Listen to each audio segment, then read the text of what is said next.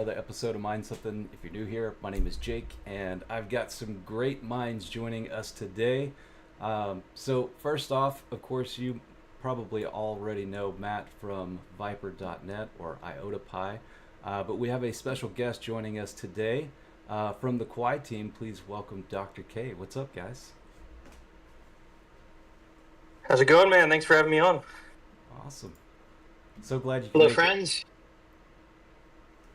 And Dr. K is probably going to be doing a little traveling while he's discussing things with us, so we may lose him from time to time, but hopefully all the audio comes clear. I can hear you well now, and we've got one other guest that's going to join us here in just a moment. Also, we want to talk about some solar stuff. But to everybody that's in chat already, thank you guys for being here. We got Zapirate, Dank Miner, Integra Guy, Crypto Craig is here, so. Do me a favor, guys, hit that like button, share this out with everybody, let them know.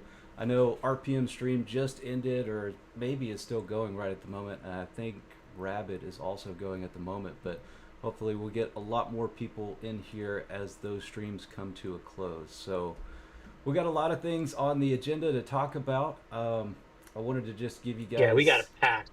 It is packed. Yeah, it's packed.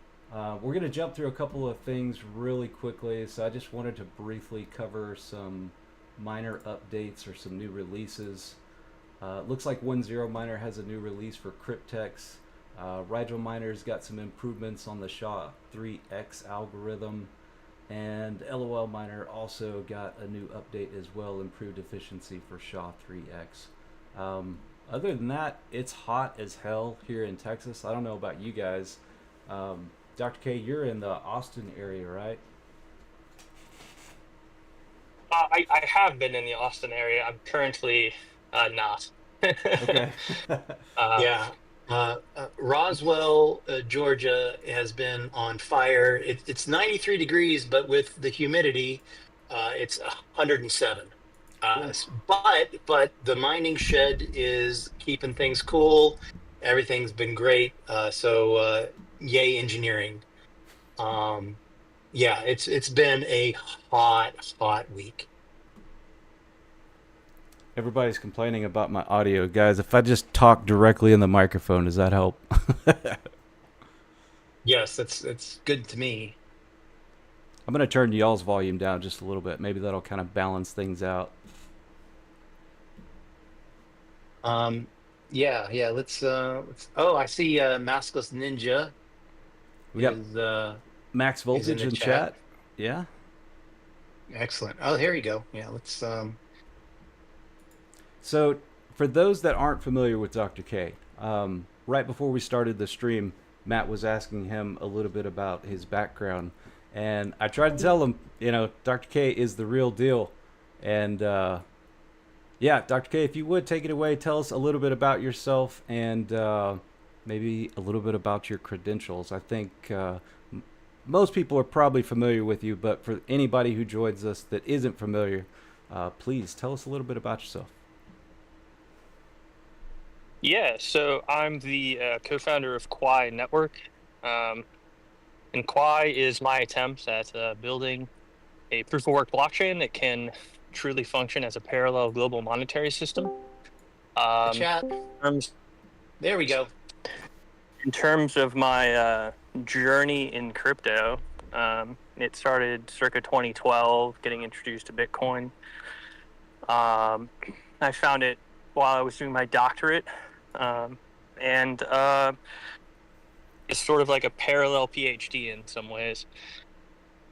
But I ended up graduating with my PhD, and I went to work for Consensus. Worked on Grid Plus. Was a spin out from Consensus, designed and built the Lattice One hardware wallet. And sometime in 2018, I came up with the idea for scaling proof of work. I introduced the concept to one of the profs I knew at UT at PCE, and he kind of got a student research constituency together, and we applied for a National Science Foundation grant. And we worked on it for a couple years, kind of as a research project, and then in part-time for me. And then in 2022, one of the students was able to get funding, and I moved to work on Quai full time. So that's kind of my journey. The reason, as a engineer, I'm interested in crypto and originally got interested in Bitcoin was the idea of being able to libertarian underpinnings, really, of separating money from the state. But as we move to more and more of a digital world, I think it's becoming more and more important that the crypto that ultimately gets adopted is one that enhances individual freedoms and liberty and isn't a CBDC, or doesn't look like a CBDC. Because if it does, I think as humans interested in freedom, we're gonna have a hell of a time if that ends up transpiring. So one of the ways that Quai is hoping to eliminate these CBDCs is with the launch of Chi. And I think Matt has some questions for you, and there's probably some audience members that have some questions about that as well. But can you give us a little brief kind of description of the balance between Quai and Chi and how it kind of counteracts the CBDC narrative? Yeah, so to give an energy dollar, and we use proof of work mining and some market mechanisms to cause the market price of Chi to want to converge to the cost of producing hash, which is really electricity prices. And that's why we call it an energy dollar. And the point of Chi is to create a unit of account that has relatively stable purchasing power on, say, a 12 to 18 month time frame, to allow it to be an alternative to fiat denominated stable coins. And the reason for that is because if you are reliant on the dollar, even referentially, you can't fully couple from the current.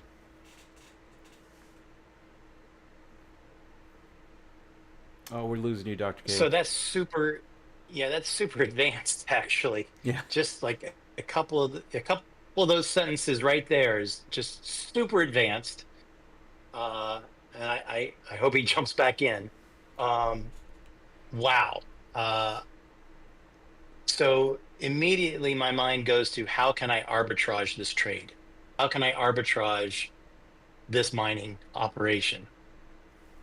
Yeah, and I think that's actually kind of the purpose of it, is to arbitrage it. So if you, let's say for instance, if you believe that the price of Quai is going to go up, then you want to mine Quai, receive Quai. But if you feel like the price of Quai is going to go down, essentially you want to hold that value in Chi, and then perhaps buy the Quai as the price goes down.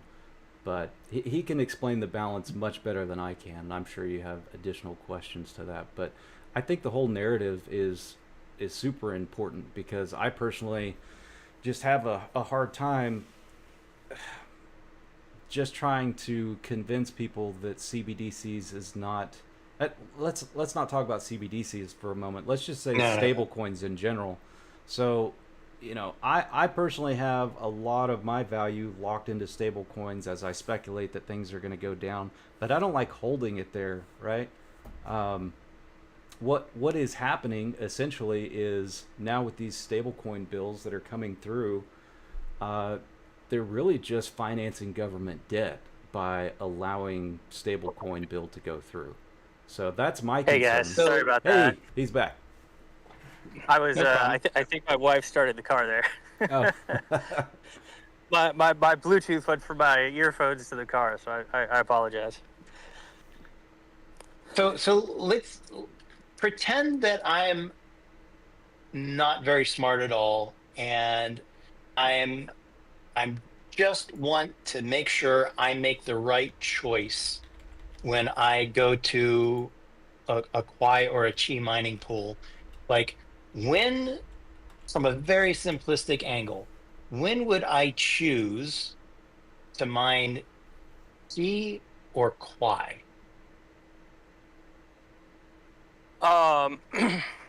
So you could choose it just based off of the intrinsic differences, meaning the utility that you derive from having a unit of account that has cache-like privacy property, you would potentially want to choose Qi just for that.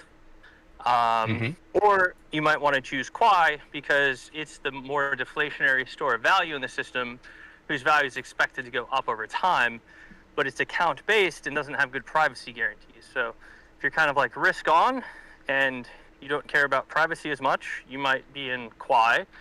And then if you do care about privacy or you're more risk off, you might prefer Qi. So that's from a utility perspective. From a mining perspective, you can kind of think about Qi as a tokenization of hash on an instantaneous basis. So if you look at how Quai rewards are done, they're done relative to the logarithm of hash, whereas Qi rewards are done proportional to hash.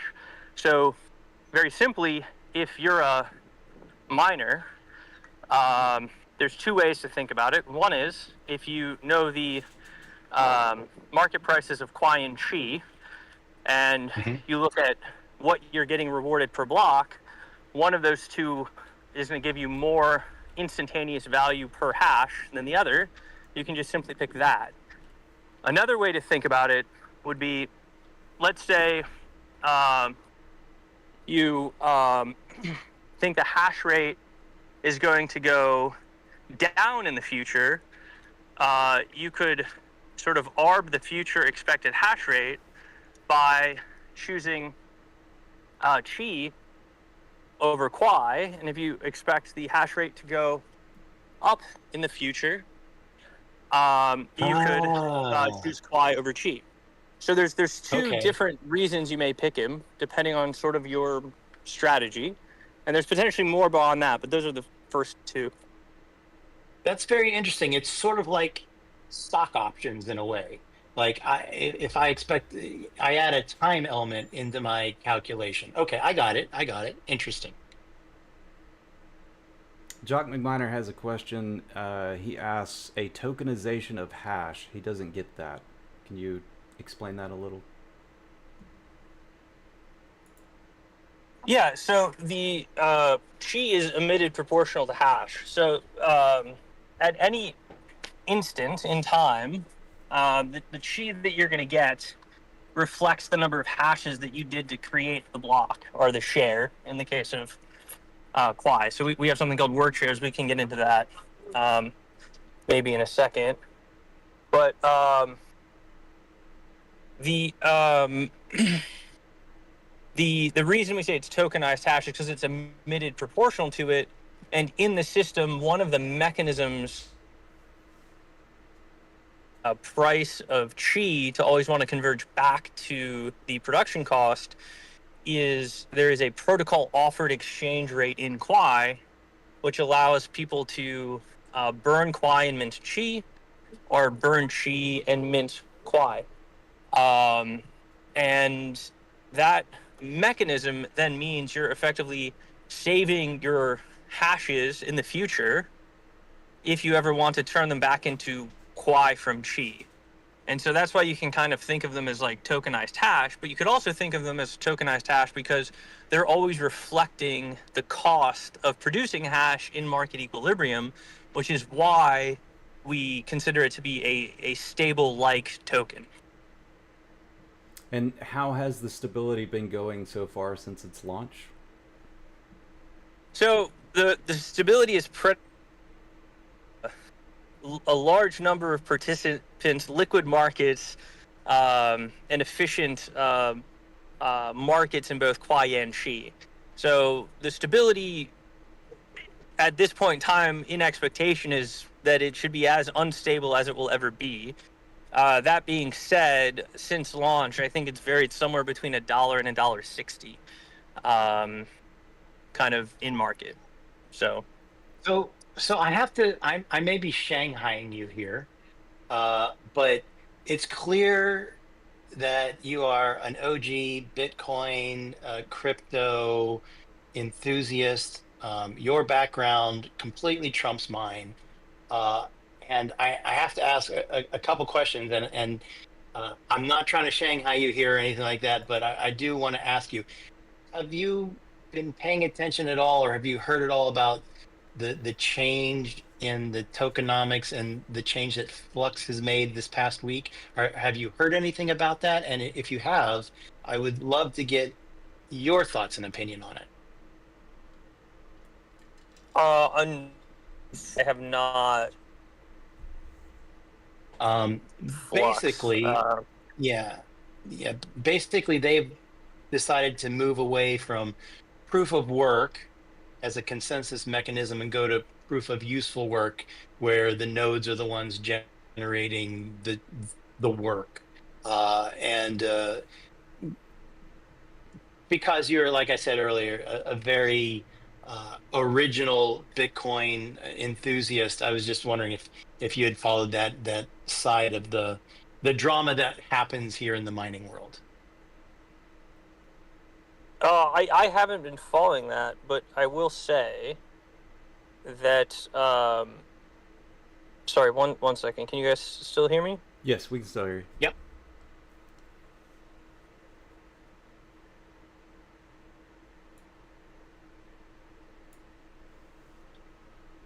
Sorry, can you guys hear me? Yep, we got you Yeah. loud and clear. Yep. There we go. So as you know, an OG, I try not to be a maximalist in anything. I'll have sort of weakly held strong opinion. However, one thing that I'm very much approaching maximalism in is that the only way to build a real distributed economic protocol is proof of work. So, you know, of the things that I have maximalism in, proof of work is probably one of them. Wow. So Wow. I That's not amazing. to pay attention to a lot of proof of stake projects, because I just fundamentally think proof of stake is a social consensus and therefore political consensus, whereas proof of work is economic. One of the things that we've been seeing a lot of lately is coins essentially changing their emission structure or their consensus mechanism. And it's really kind of rubbing me the wrong way. Now, I understand that, you know, in order to stay relevant in a space, you have to innovate. But, you know, if we go back to the ethos of cryptos, code is law.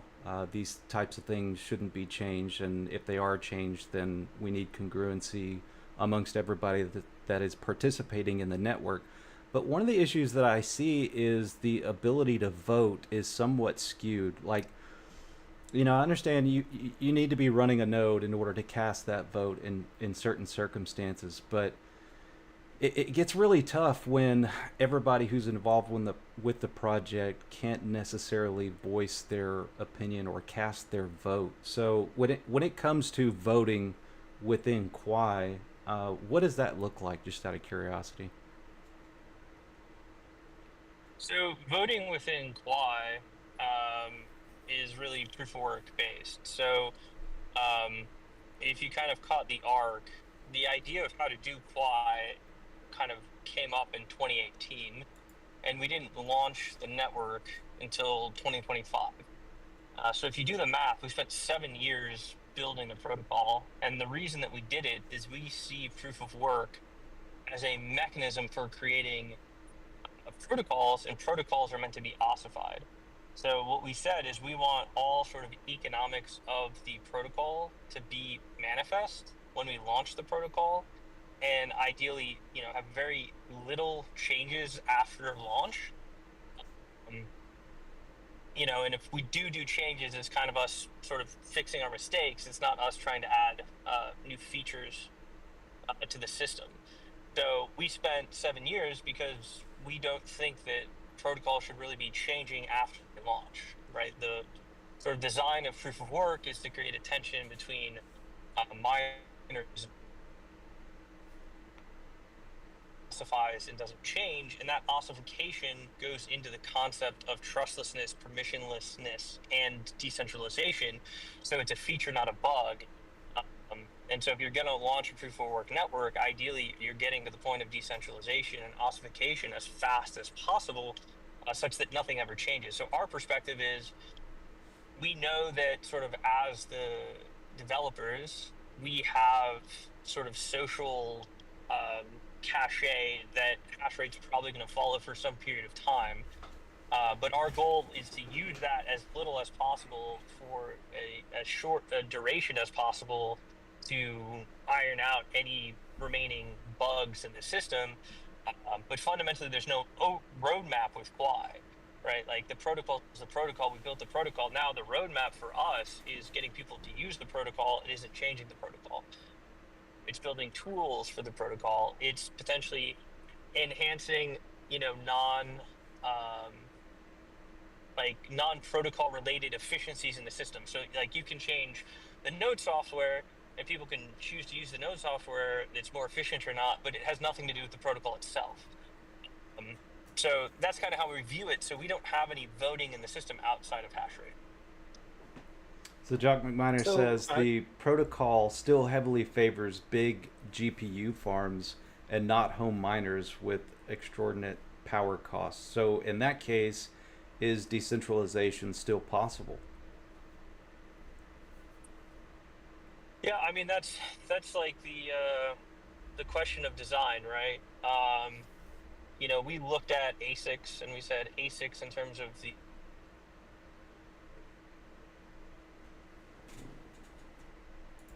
Oh, that's really important. I wish we could. Yeah, we lost you there for a second, Dr. K. Oh, sorry, can you hear me? Yes, we got you now. Yeah. Oh man. Can you hear me now? Yes. Sorry about that. I think I'm moving between towers. Sorry about that. No worries. So the GPUs, we kind of looked at the different types of mining, right? ASIC, GPU, CPU, and our goal was to sort of try to figure out what we thought was the best for decentralization, given our constraints, right? And so with that, we decided that GPU mining was the best one to do,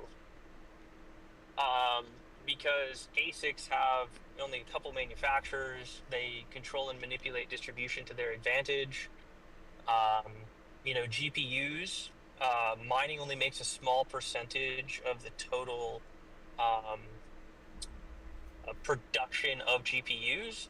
So the manufacturers, AMD and Nvidia, don't sort of manipulate the distribution of them to sort of take advantage of mining. And then when we looked at CPU, the problem was for us, we couldn't come up with an algorithm that was both CPU friendly and sufficiently quick in proving to allow us to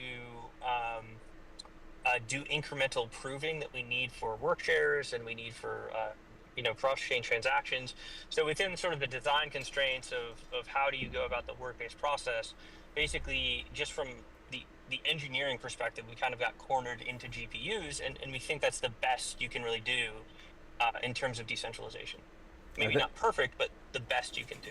Yeah, I think most of the audience would tend to agree with you there, but it does seem like everything is kind of changing in the sense, like Red Panda Mining streamed today. He had the Mining King on, who's kind of switched his name to the AI King, and even The AI rental king. AI. But it seems like the industry is somewhat shifting, and that project that we mentioned earlier, Flux, they're changing their consensus to essentially provide compute power and nodes, and it seems like the days of 1x slots for your GPUs are kind of coming to a close. We need like dual purpose machines. What's your thoughts around the evolution of mining in general? I mean, obviously Quai's consensus mechanism and GPU mining is not going to change, but just in general, what are your thoughts around it? I think it's actually healthy to have the competition of the hardware in terms of decentralization, because it's going to keep the hardware evolving. You're going to get a very different type of mining market, where you're effectively there's two endpoints that could take place, right? if you effectively end up in an ASIC and the ASIC stop improving, you're either going to get like completely monolithic providers, or you might actually end up getting decentralization because the ASICs end up only being profitable if you're using them in a situation where you're already paying for the electricity because you need process heat. So that's from like an ASIC perspective. If you look at GPUs, I don't think GPUs in the next, uh, 20, 30, 40 years are going to become static, but I do think ASICs will. Um, so I think the GPU market is going to have many uses, AI being one of them, but I see the dual use perspective actually be one of the pieces that keeps decentralization higher because there's dual use. It keeps the GPU market more competitive and robust. So, like, I think having the dual purpose in AI is actually good for mining and not bad in terms of having profitability on hardware, forcing that hardware to go through upgrade cycles. I think that's all positive net for GPU mined systems. Yeah, and it certainly could free up hardware in the sense that, let's say, for instance, you join a platform like Vast or Salad or something like that, and all of these compute resources are getting pushed towards AI workloads. Something like, let's say, for instance, Quai takes off. It's harder, essentially, for everybody to switch back to GPU mining, um, which hopefully can kind of prolong the profitability. But as Jock McMiner points out, if all of these old ETH farms were to turn back on, um, that certainly can ruin profitability very quickly. And a lot of people are speculating that there's a ton of hardware that's just not online. And I would say certainly there's a ton of hardware that is not mining. It's a counterbalance, right? Once you get to that point of, let's say, 5 to 8 cents per kilowatt hour, it doesn't seem like profitability can sustain much more than that. So, somebody being So, profitable at 20 cents per kilowatt hour becomes pretty difficult with the amount of hardware that's out there. I want to interject something real quick, and because a couple people have asked me in chat, and a couple other privately, we were talking about ASICs, and they're only, at some point they're only good for keeping heat on. Recently, the Radiant community has publicly acknowledged that one of the reasons that they had some issues on the network was because the Dragon Ball miners, which were the ASICs that sort of took over the network, could not handle the 8 megabyte um, transactions that were occurring for whatever reason. It doesn't matter what they were, but they were. And the network consensus, the nodes support an 8 megabyte transaction. But this hardware that had taken over the network could not. And it caused a lot of problems. Uh, you know, I won't get into the specifics of what, a couple of us pool operators tried to do to solve the problem, but I can tell you that with a network that was mainly run by one ASIC manufacturer, there was a massive problem swallowing that issue of the 8 megabyte transaction. That was a concern to everybody. So it it it goes to show that having just one hardware, or having a large population of one hardware that controls the network, uh, is a problem for a coin. Yeah, well, and it's one manufacturer and it's one, uh, largely speaking with ASICs, you only ever see one, maybe two generations on the network. But if you look at GPUs, right, you'll see multiple manufacturers and you'll see multiple generations of hardware at the same time. So I think, to reinforce your point, you'll have a much greater diversity of node configurations. So you're much less likely that a single issue is going to take all of them out at once. Well, Absolutely. let me dig into that just for a second, because one of the defenses that the that Radiant had was, this ASIC manufacturer isn't violating the rules of the network. And they weren't, right? No one knew that they couldn't handle 8 MB. There's no type of like certification process or anything like that. So they weren't violating the rules. So they let it happen.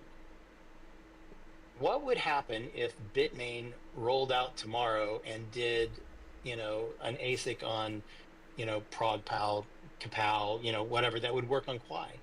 Like, what would you do? What's your thought on that? Well, if you look at how ProgPow was constructed, um, unlike other hashing algorithms where people said, "How do I design a one-way function?" The engineering statement that the designers of ProgPow took was, if I have a GPU, how do I define a hashing function which is actually run on a GPU? So if Bitmain were to come out with an ASIC, their ASIC should look like a GPU, and we would just have another GPU manufacturer in the world, and that's perfectly fine. Mm-hmm. Yeah, as far as efficiency is concerned, it doesn't take much to edge out the competition. So, at what point do you get concerned? Are we talking about a 10% increase over a typical latest gen GPU, or does it have to be a 40% efficiency advance? What would you say there? Um, yeah, I think probably up to 50%. You wouldn't edge everybody out of the market because some people have structural efficiencies in other parts of the process. Um, I would say the concept that someone like Bitmain could outperform mining on a GPU that's produced by Nvidia uh, significantly in any short time frame is probably like very unlikely. Um, if we look at what Nvidia did to optimize the systems, the way they did it um, wasn't really on a power basis. They actually were defeaturing the cards.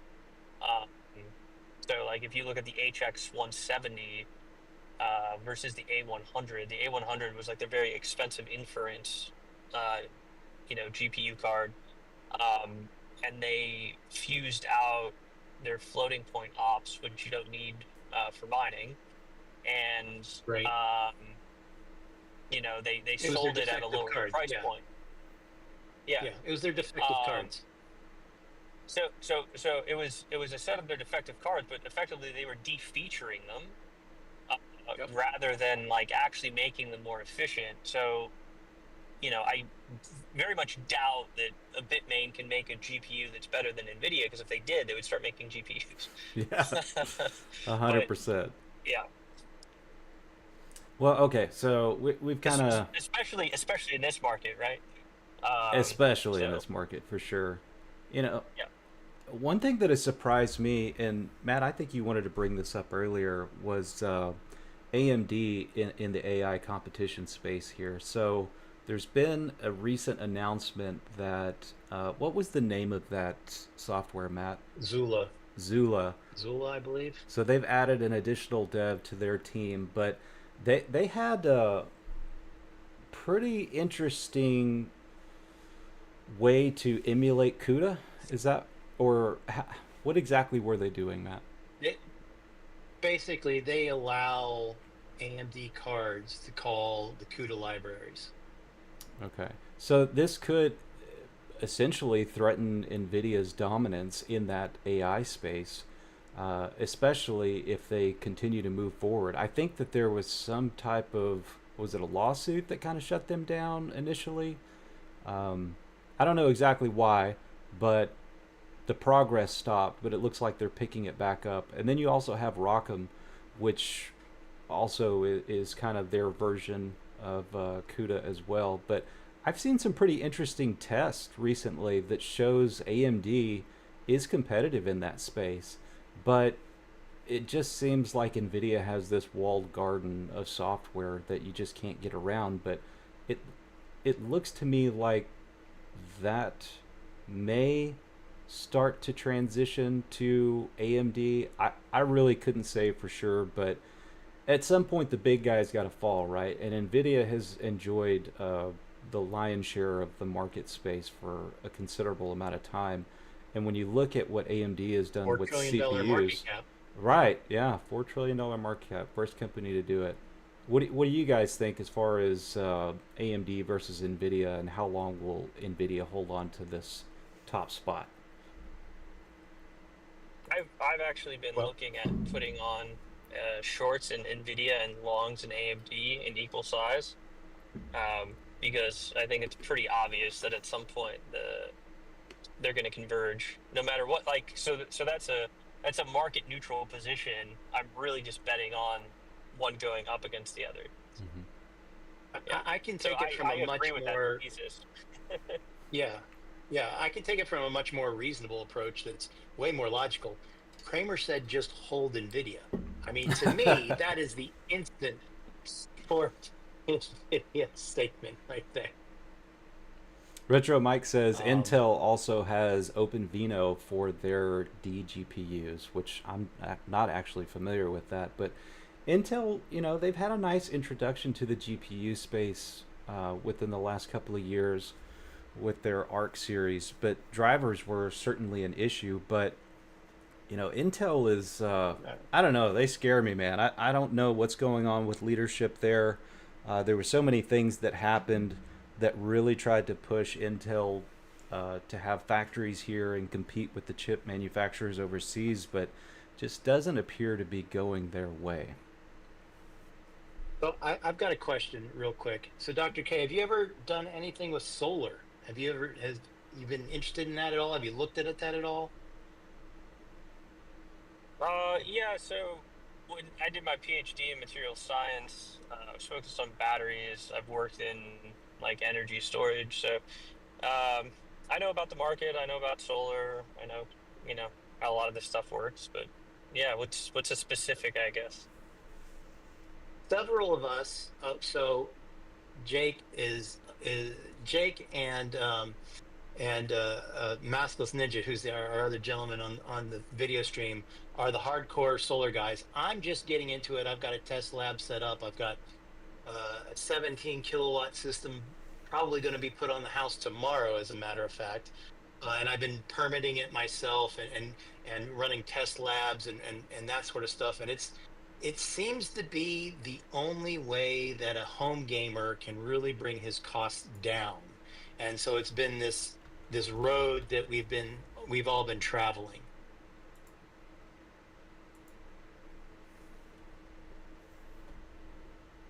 Yeah, I mean, from that perspective, right? Solar. I want to say if you look at your installed lifetime costs on an installation, you guys probably know better, but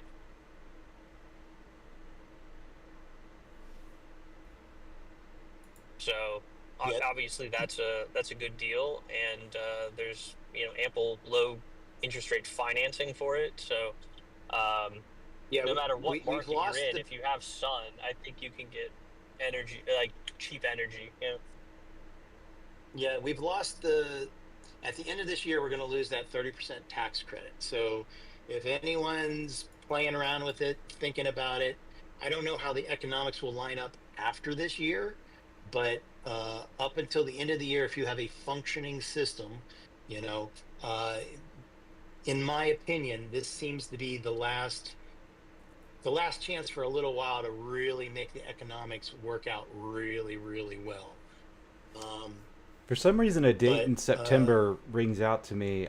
I think you might have had to have made your purchase prior to then, but like you said, as far as it being a functional system by the end of the year, I think really the big deal is making sure that that cost is accounted for initially before the end of the year, and maybe even look into September. There might be some kind of deadline or cutoff at that point.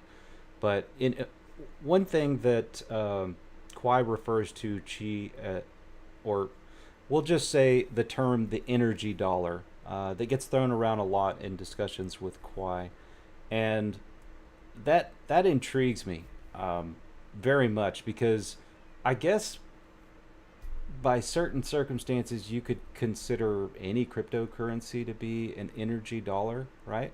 or any proof of work coin for that matter. But when it comes to labeling something as the energy dollar, do you think that Quai really can hold that title against Bitcoin essentially? Because a lot of people say that, Bitcoin is the energy dollar, so to speak. How does Quai compete on that level? Yeah, so if we look at Bitcoin, the price of Bitcoin is really many things, and they're all sort of convoluted together. One of those things is the cost of producing hash. But there's other factors like stock to flow, market expectations, etc. So, utility, whatnot. All of those get convoluted into the price of Bitcoin. So Bitcoin on an instantaneous basis is trying to reflect, um, well, you can't even say on an instantaneous basis. It never is only reflecting the energy that's going into Bitcoin. It's always reflecting those multitude of factors. So if you look at what we do with Quai, and specifically with Qi, right, we're basically trying to deconvolve all of the other factors and only have Qi represent that energy factor and none of the other factors. So if the demand for Qi goes up, the supply is perfectly elastic. The which will then keep the price steady. So, right, the whole point of Qi is to only reflect energy and incentivize convergence always back to that energy cost. Whereas Bitcoin is clearly not incentivized to do that. It's incentivized to sort of go up in price. Um, so, you know, I think they're two different reflections of value for two different purposes. Okay. There's probably nobody in here that has more knowledge in the subject matter for doing solar than Maskless Ninja. I've seen him do some pretty interesting things, and Maskless, I'm really curious, man. We haven't heard from you yet, so I want to bring you into the discussion here. Tell us maybe a little bit about your experience in solar, and I'd also really like to steer this conversation in a direction where everybody understands how different areas of the country can affect your ability to do solar cost effectively. Yeah, hi guys. I'm in California, so I'm in one of the better states for solar, especially since our power cost where I am is like 50 to 60 cents a kilowatt hour. So when you build a system, it tends to pay itself back pretty quick here in where I live versus like East Coast or more northern states. But my story kind of starts out, it didn't start out with crypto. It started out with wanting to build a healing center and go off grid and get into permaculture. And so that kind of introduced me to solar on a small scale with basically like a couple panels and basic inverter and some lead acid batteries. And I basically parked an RV on a 5-acre property back in 2013 and dug a well. And I had an investor at the time, and she actually was the one that kind of came to me and had a proposition. She was basically looking to have a place she could go and visit on the weekends. She was kind of a stressed out counselor and wanted to be in nature. And, I wanted to basically have, I used to be a massage therapist and an instructor. And so I wanted to have people come out to this rural area and get healed. And so that's kind of how it started. But then COVID kind of shifted things in my healing world. And that's when I got into GPU mining. I was into ASIC mining in 2018. I tried to do it solar at my mom's house. She had like 45 solar panels on her house in San Diego. And I thought, I actually made some good day trades with crypto. And my goal was to basically use crypto to fund the healing center, which initially it did. I was able to buy a ton of organic soil with some good trades I made. And then I had some Bitcoin that I converted into some like S9s. And, but man, I underestimated their power consumption, and our first bill was enormous. So I backed out of that. And a couple years later, I still had the ASICs, and also my dad passed away, and I basically inherited a lot of his camera equipment. So, and I wasn't really into using the camera equipment, so I sold all of it on eBay, and I turned it all into mining cards, not mining cards, GPUs, 3070s, 20 series stuff, 2080 Ti's. I eventually made everything into 3070s because I realized they were the most efficient for my solar operation. And just over time, over the last, I don't know, about 12, 13 years, I taught myself how to do solar, mainly through watching a YouTuber called Will Pros, Prowse. Yeah, he's a pretty famous YouTuber. And he's really good at explaining how to DIY your own power system. Gave me a lot of confidence. And so, yeah, over time, I just kept buying panels and learned how to basically do the direct current side of electrical and then also the AC side. I eventually got into forming my own business in Sun We Trust to do off-grid solar builds for customers. And so I just kept getting more involved in it and learning more about how to work with solar. And then eventually, yeah, it was like 2020 or something like that. COVID happened. I actually got a gaming computer, and because I also got into 3D printing at the time. So I wanted to have a good computer to do the 3D modeling and stuff like that. And then some reason, I can't remember exactly why, but then I had this 3080 Ti. Well, at first it was a 3070, and I swapped it out for a 3080 Ti for better gaming. And I realized, I can mine on this thing. So I started mining, and I'm probably preaching to the choir, but I mean, it can get very addictive once you start realizing, especially with free power, because then it feels like you're operating a free money printer. So I started with one card, and then it just kind of snowballed into more and more cards, and every time I'd have to scale up the cards, I'd have to scale up with more solar panels, more batteries, higher capacity inverters, and it just kind of ratcheted itself up, one kind of blending into the next, until where I'm at today is I've got over 300 solar panels on this 5-acre property. Wow. Like over 60,000 watts of solar, and I just recently got another 60 kilowatt hours of batteries. I was making my own battery banks out of the raw lithium iron phosphate cells, getting them from China and assembling them. But as of recently on Amazon, you can get the 12 volt, 300 amp hour lithium iron batteries for like $350 to $330 a piece. And you can basically put together like a 15 kilowatt hour battery bank for about $1,500, at least in the batteries. There's still the cables and all the other accessories that go along with it. So you're looking like $2,000 for a 15 kilowatt hour. And that's about half what a normal home uses in a day in America, about 28 to 30 kilowatt hours a day.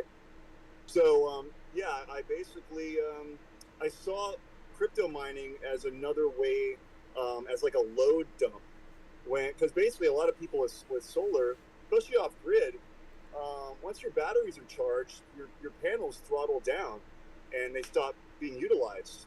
And I basically made it a point to really try to not have that happen. So right before crypto, it was all about heating water. I wanted to use hot water as a dump load.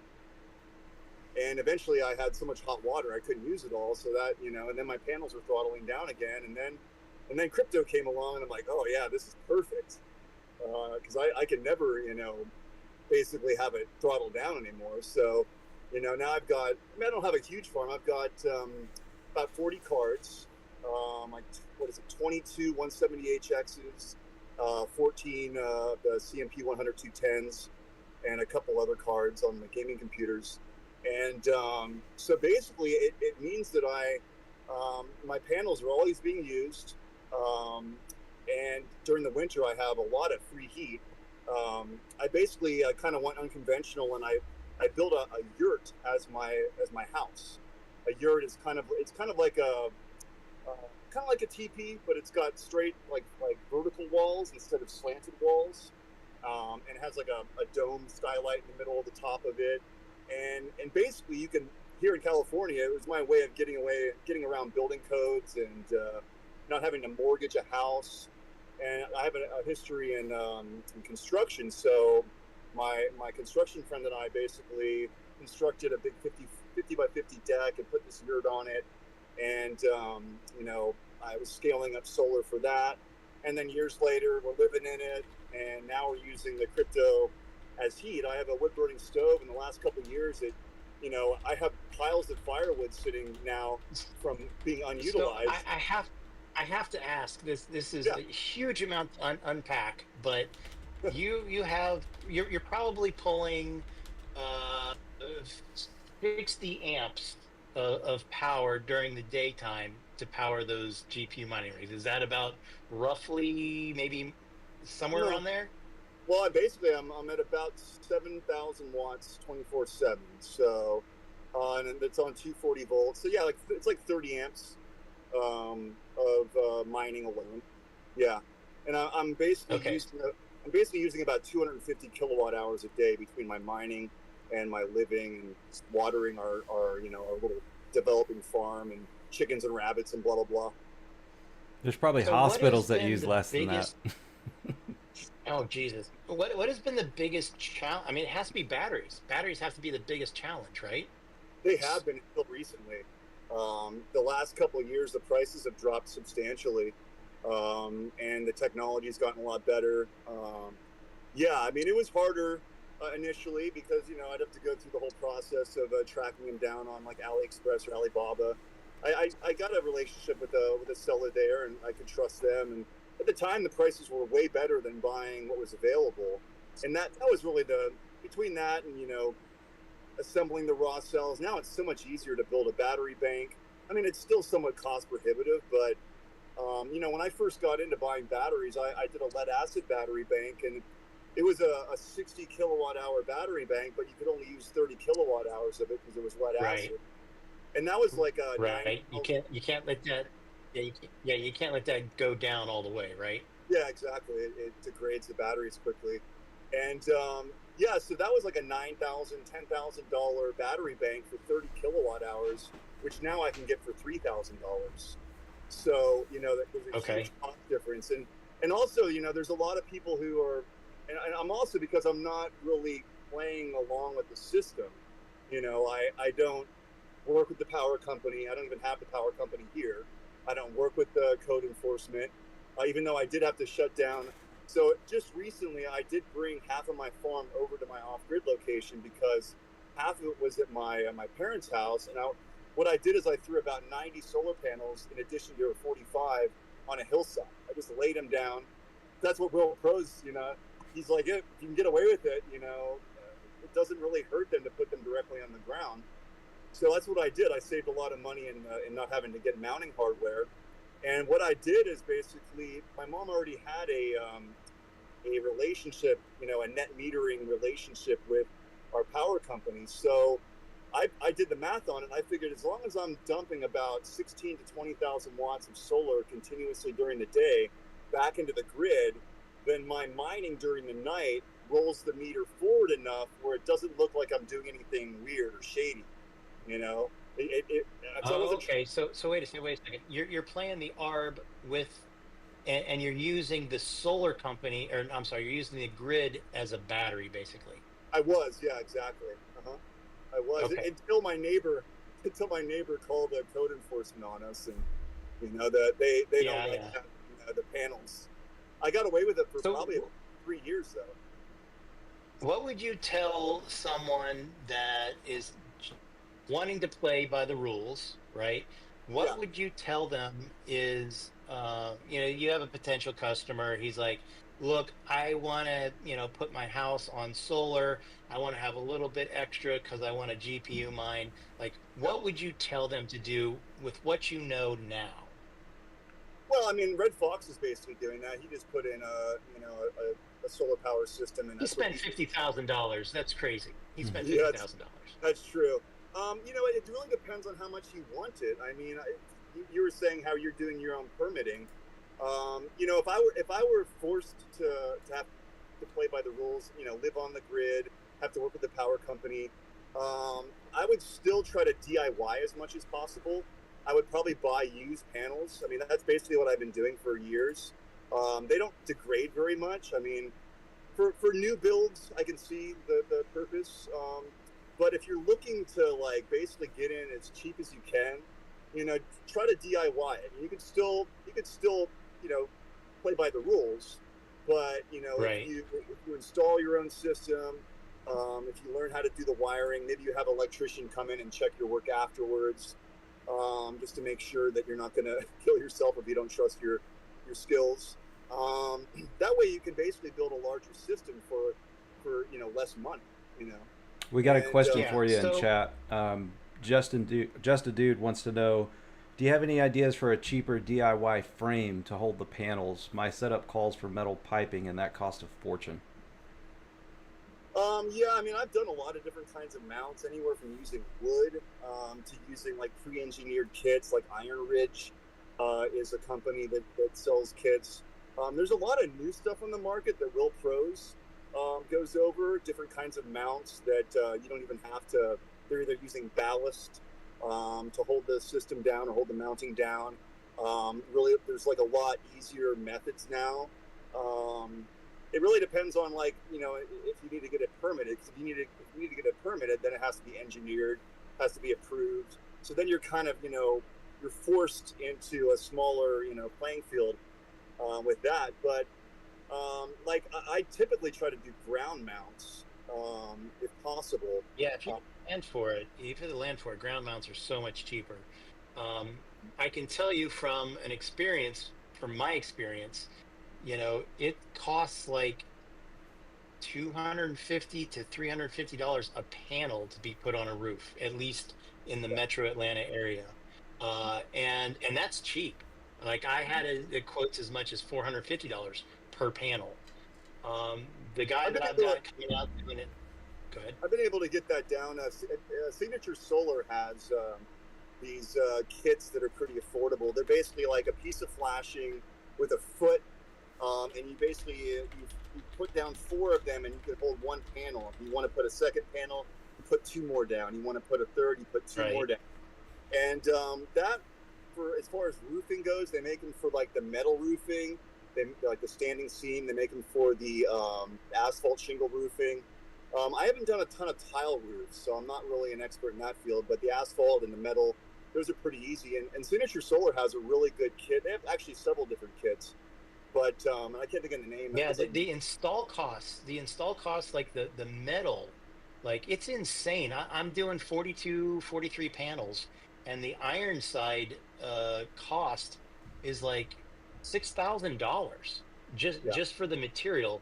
And like, look, I'm fine. Like, all right, I'm 49 years old. I'm not getting up on a 140-degree roof in the middle of summertime to go put 42 50-pound panels up on the roof. I can do it, but I'm not going to be happy. And so if I can pay someone to go up there and do that, you know, a couple $1,000, like 5 or something like that, which is what I came to, that's cool. They need to earn their money. They're going to do the wiring and all that sort of stuff. But the cost for the aluminum rails and the mounts is insane. Yeah. Jock McMiner wants to know if solar tracking frames are worth it. And I don't know. I think you might get an extra, 10% with solar tracking? Well, you can get actually a substantial more amount, but the thing is that if you have the space, it's more cost effective just to get more panels.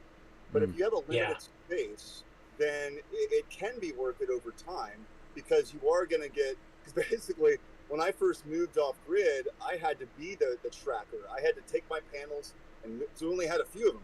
I had to move them to the sunrise, and then at noon I had to move it to, you know, straight up and down, and then in the evening I had to move it towards the sunset to make sure I fully utilized the sun, because I was so limited. So yeah, it's really about space. If you're limited in your space, and you basically are going to be able to pay it back over time with your return, I'd say it's worth it.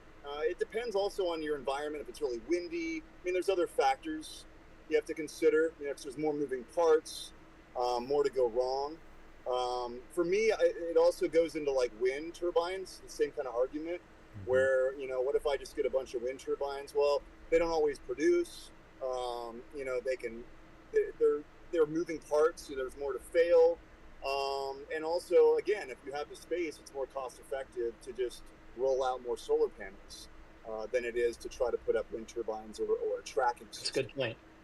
That's Yeah. a good point. That's a good point. Same thing with bifacial. Yeah, I mean,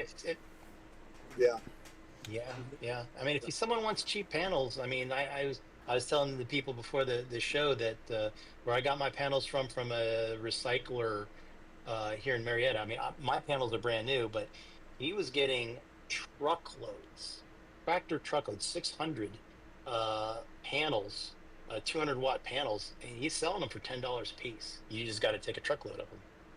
Yeah, I've done that. Yeah, I recently got about 4,000 watts of solar for like $400. There's a lot of people. That's great. Yeah, and they're totally. They all work great. They're like 280-watt panels, and I basically use that to basically supply most of the hot water for my house. And I figure $400. I mean, I was using a propane water heater. I mean, the propane costs. I mean, basically in 1 year of propane easily. I'm paying that back. So, but again, I'm in a certain situation where I have 5 acres of land. I'm in a rural area. We don't have a lot of people down our neck. So I'm able to jump on those, like get all those panels. Because what happens nowadays is a lot of people are, because they're limited to their roof space, it's kind of like mining. You know, your hardware gets obsolete, you sell it, and you get the newest stuff. So a lot of people they're taking their perfectly good panels off their roof and they're selling it dirt cheap. They're from a couple of my buys. They have like some third party person come, like the seller just wants them gone. You know, that deal I got for $400. Those panels really, I mean, on OfferUp, you know, a comparable price was like in the thousands of dollars for the same amount of panels. So, you know, I basically have alerts. And just like a GPU addiction, I had a solar addiction, but now I've got so much solar now. I actually have some that I'm not even using, especially in the summertime. In the winter, I'll probably, you know, hook them back up again. But I have the same problem. What do you do with all? Yeah, but what do you do? You've got all these panels, but I mean, you still have to have an inverter. Like you must have to spend a shit ton of money on inverters. Yeah, I've been, you know, I don't have like a centralized inverter. My property is much more modular. So, you know, I started out with a Schneider inverter. It's a 5548. It's like a 5,500 watt inverter. And that was what I started with. But now that I'm mining, I basically have, I mean, let me count. 1, 2, 3, 4, 5, 6, 7, 8. I have 8 different inverters. Anywhere from like EG4 6000 XP to the Schneider to like Sun Gold Power. Like it's like a rectangular unit. It's like a 6,000 watt. And I started separating my systems out. Like my well pump is on its own inverter because of surge spikes, you know, voltage spikes. I didn't want like when my well kicks on, I didn't want to have my voltage be erratic for all my equipment, my computers and mining stuff. Oh, yeah. That makes sense. I've got some questions for you, man. I don't want to interrupt you, but in my specific scenario, one of the issues that I'm facing is I can't really do more than about 100 to 150 amps. They can't pull a larger service line to my property. So I'm looking at doing an off-grid system, and then, of course, I can add as much mining hardware as I want to on that. But when it comes to the time frames of, okay, I've got 6 to 8 hours of sunlight, and that's going to cover me for, let's say, 100 kilowatt hours in a day, but I use 200 kilowatt hours in a 24-hour period with mining because I'm mining all through the night. Like, what does that look like for you when it comes to switching on, switching off, and storing all that power and just the transfer, essentially? Well, it's seamless for me. I mean, the only thing I have to worry about is when storms roll in. You know, maybe we have like a 3-day storm coming. I may have to like shut down a couple rigs to make sure I conserve my battery reserve. So right now I have 180 kilowatt hours of battery storage. And, you know... Wait, how much? 180 kilowatt hours. Yeah. Yeah. Well, that's what I had to do when I moved half my farm to off grid. I had to get an additional like 60 kilowatt hours on top of what I already had. And you know, I haven't built Oh this my all at once. It's God. been a slow grow. But the last couple of years, I really increased my battery bank storage just because I got really tired of micromanaging the power. You know, I've got 4 kids. You know, I've got a stay-at-home business. I travel to work, and I didn't want to be throwing switches all the time, which I was. It was getting so. This last couple of years, I just really heavily invested in battery storage to take the pressure off myself, and it's really paid off. This summer, I mean, the mining. It's the first time where I can like leave the house, not have to check in on any of my hardware. I come home, nothing shut off, nothing. You know, I didn't drain a battery or anything like that. So, you know, you kind of have to plan accordingly to make sure that you don't drive yourself insane trying to manage living off grid. And that's been a real adventure, I'll put it, for So me. Struggle. how And much larger yeah, how much larger do you oversize your battery system compared to what you would be consuming from your mining operation? well, I basically have about 20% reserve left over on average, maybe 30% of my battery bank is still, you know, full in the morning after mining all night. Um, and in the wintertime, it might drop a little bit lower than that, depending on the weather and all that and the length of the day. Um, but yeah, I for a while there, I mean, it's basically you know, you have to kind of like, I know I can't really buy any more cards right now unless I mean I could. I another problem is heat, so I had to take a few cards out of my yurt, you know, to lower the heat temperature in there. So I could throw a couple more cards in there and listen to my wife and kids complain.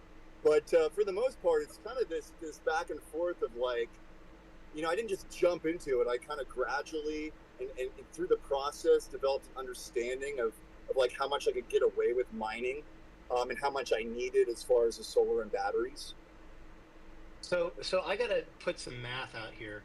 Uh, his storage, battery storage, is literally 36 of the 5 kilowatt hour battery, 48 volt 5 kilowatt hour batteries that you can buy. That's $29,000 worth of batteries. That's like, I mean, kudos to you for building the cells and building it over time. Thanks. Thanks. But that is unbelievably, like, you are like, literally, you may have more battery and power backup than many utility companies in small counties. Well, I feel like I could power a lot of my neighborhood if shit hit the fan, you know. Oh, for sure. For sure. And I mean, Yeah. you're very lucky in that you're in California, you get all the sunshine to be able, even in wintertime, to power that. Yeah. Um, so just to do the math, that is an insane amount of battery. Yeah, well, that's what people have called me. People say I'm insane, so I gotta, you know, have the right amount of battery to go along with you know, my label. No, it's a total compliment, and the vision that you had early on is clearly paying off, and you know, the fact that you can mine and sell. I mean, you're. I don't know. In California, the power is very expensive. I don't know. Well, you said you're off grid, so I guess mining and selling completely can pay for. Yeah. I mean, most of your materials. Have you Oh yeah, ever eventually. have you ever experimented with just running power directly to a GPU off of a battery 12 volt? No, I've No. never done that. No. Seems I mean, risky. yeah, But I don't I mean, know if there'd be. that's what data centers do. The data centers have 48 volt power supplies, right. right? And so you just have to, yeah, you can run, like, you can get the HP power supplies that are 48 volts. I ordered one by mistake a couple times, Oh, and really? so you could do that. Oh yeah, you could. And so you'd save, I don't know, 10% in the inverter cost. Interesting. Yeah, because it reminds me of what I've done with solar and water heaters. Because you could basically buy solar panels, and you buy these direct current heating elements, and you can wire solar panels directly into a water heater and Mhm. not need an inverter. So I did that with one of my water heaters, and it just every day and they're more efficient than like the thermal heaters, the ones that heat the water with the sun's energy through the heat. So yeah, it's I'd imagine that that may be a way for people to cut some cost. I mean, I basically have used inverters just because all of my different areas are also like living areas. So I basically, when I like my recent upgrade, I put the 60 kilowatt hours of battery in a fifth wheel on my property, moved it up to a different location, and I'm making that into a separate kind of living area, along with having two Octominers. I cut a hole in the side of the fifth wheel, and I've got them pointing straight out the side of the fifth wheel, dumping all the heat right now out. And so for me, it kind of went hand in hand with keeping it kind of AC alternating current powered. But yeah, now that you bring that up, that could be a good way to get in and eliminate some of the cost involved with having to get an inverter system. You just need to be able to charge the batteries. You need a charge controller, to charge the batteries. Yeah. But also, it would eliminate the efficiency loss of converting from AC to DC constantly. So. Yeah, absolutely. Yeah. You can get those power supplies cheap. Because there's so many, no one buys them on eBay. Well, I'm gonna look into that. That's a good idea. So are you all just for reference? Yeah, go ahead. Is 180 kilowatt hours. That's equivalent to 3 Model Tesla 3s or Model 3 Teslas. Wow. So, like standard range or extended range? Standard. Oh my God! Yeah, that's magnificent. I love it. I'm glad I'm at this point now. But my worry is, now that everything's transitioning to AI, and I'm kind of stuck holding these mining cards. I mean, yeah, basically I haven't been selling. I've been holding Zealous for the last, I don't know, year plus. Before that, I mined Flux. Actually, I sold some Flux because on my yurt, my roof deteriorated, and I had to put a new roof on my yurt, and I used my Flux profits to literally keep a roof over my head. So, I like telling people that crypto mining keeps a roof over my head, literally. But the market lately, it's like, I like that my yields are so good recently with Zealous, since basically I can outperform pretty much anyone that doesn't have free power. I can hold out till the bitter end as long as the project doesn't die. I feel like I'm in a good position, but who knows what's going to happen in the mining world? I mean, I'm hopeful. I feel like especially the last few days with the good price action on Zealous. Yeah, the market has turned around some, and it brings into topic something that happened in Red Panda Mining's stream with the Mining King. And look, I like those guys. It takes a lot to run the channels and stuff, but when I was talking with Mind some about this before the stream. Most of my rentals have been CPU rentals.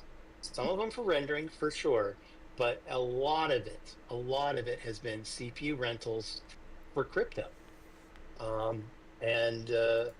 mean, I was, and this isn't a secret or anything like that. I think it was like $1,100 in the past month has been all my rentals. I mean, granted, it has been some 4090s being rented, but it's mostly CPU rentals. So I don't think it's all AI or nothing.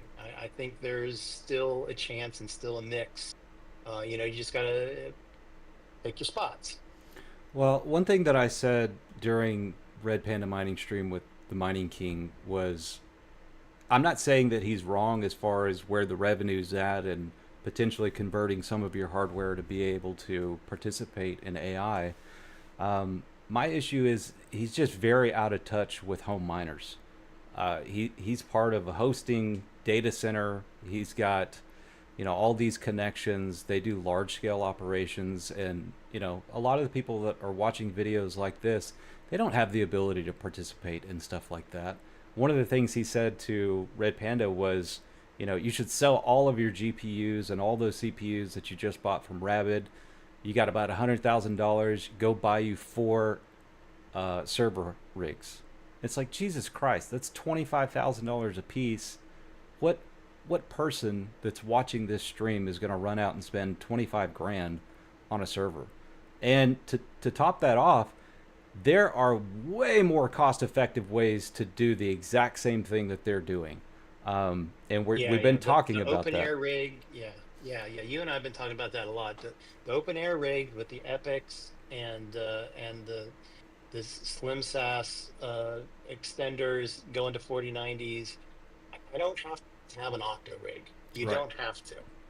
Well, it sounds like that's a perfect, theme for a channel. Is that, that lower entry option that maybe isn't being talked about as much, like you guys just brought up. Instead of doing the octo server, the expensive route, doing the kind of like what I've done with solar, the DIY, having the open air. That's exactly what we're working on in the background. We're trying to come up with a kit that will convert a regular Octominer into a server. So this is something that should be done very cost effectively. You should be able to just simply remove the guts of that Octominer, utilize the existing case fans and the case itself, and maybe spend a few $100s to do that. And then you can throw whatever motherboard that you want in there. It doesn't necessarily have to be an EPIC, but if you can get a Rome, let's say one of the ones we were looking at was the Rome 8T2 or 2T. The 7K62 is, that's even more than you need. You can get one. You get a 32 core for $100. Yeah, it's the motherboard, but then you got 128 PCI lanes, and you're good to go. For sure. I want to bring Dr. K back into the discussion real quick. Dr. K, I'm curious, do you have a significant mining farm? And if so, what kind of hardware are you rocking? So I haven't been running my own hardware since probably 2019. So it's been a little bit since I've personally run the hardware. Now, organizationally and personally, I do rent hardware, but I don't run it myself. Good to know. So we were just talking about that, about how people are renting our AI rigs to mine cryptocurrency with. And I don't know how many people have been on Okta's platform, but the majority of the time that my hardware is rented, it's mining. It's not doing render. And when it does render jobs, they're typically 5 minutes to an hour, maybe, and then they're gone. Whereas the consistency that I have from renting my rigs come from the people that are mining. I think mining kind of gives you that baseline load for cards, right? It's always that last bidder for the job, basically, and then AI is the potentially more lucrative, per compute unit, but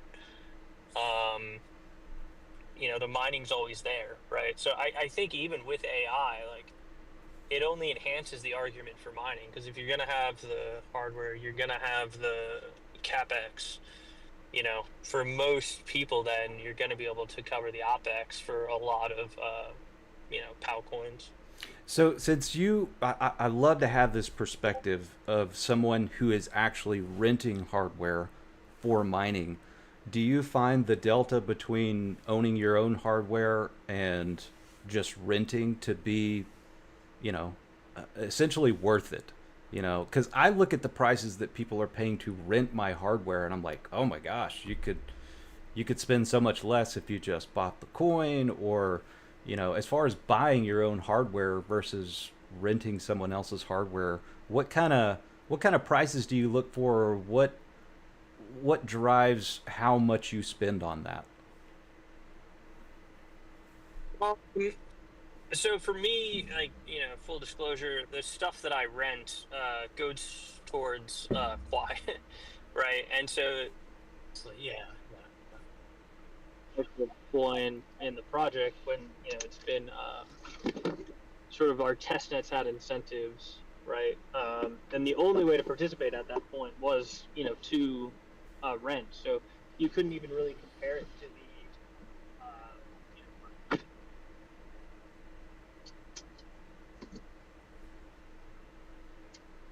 Hey Jay, can you add Max into the room? Yeah, absolutely. Bear with me, guys. Just a second. I've been trying to do it for 5 minutes, and I'm stupid. I can't do it. There he is, Max. Hey, how you Hey, doing? buddy. Hey, buddy. You guys are speaking my language. Yes. Yeah, I think we're all somewhat in the same boat. Some are at higher levels than other for sure, but it's important for the audience that we have so many different perspectives on this, right? Right. You know, you guys were saying, well, lots of different things, but as far as mining versus AI, I would say right now, I'm almost all AI machine learning on Vast. Basically, I have one rig that is using higher power. I basically monitor the GPU temps. So if I've got like 4090s that are in the 70s, okay, that's probably on a mining job most likely. It could be on some other type of job too, but I just kind of assume that. Everything else is like 50s. You know what's funny about 50s that, and Max? 60s a month. What's that? All my 4090s on Octaspace aren't rented right now. It's all CPUs right now. I've got 3 4090s just sitting idle at like 32 cents an hour, just waiting on Octa right now. Interesting. It's been the same thing for me, and it may just be Okta's platform, but I have several 4070s and one 4090, and the 4090 was always consistently rented from launch. And over the past 3 to 4 days, I haven't had a job on the 4090. Yeah, CPUs are rented solid. For me, actually, what I've been noticing, and I had some conversations with Second TL about this as well. Last summer, and typically this happens in the summer, the demand goes down. Mm-hmm. It hasn't this year. It really hasn't, which I find absolutely amazing. I will have, probably today will probably be my best day ever. And last week was my best week since I've been doing it. Now I've been obviously adding hardware and expanding and doing a few things here and there that have helped to increase that. But still, I'm expecting over the summer that I'm expanding but not seeing a lot of gains from that. And I know come September, things will pick back up. If they pick back up in September, there's gonna be shortages if we follow the same trends as we've seen before. What do you think causes just that? out of Is curiosity, guys. Sorry, go ahead, Dr. Kai. What are people renting the CPUs for? Is it mining or rent? Like, what are the jobs they're using them for? Some of it is rendering, like Blender, but a lot of it has been for. If you're familiar with Qubic, Qubic has been doing this weird merge mining thing with RandomX and XMR, and it's fairly profitable. And so every single one of my Epic rigs has been rented out for that. That I've gone in and checked. The reason that I don't direct mine Qubic is I can't stand the tokenomics. I don't want to hold it. I don't like the super long payouts and arbitrary,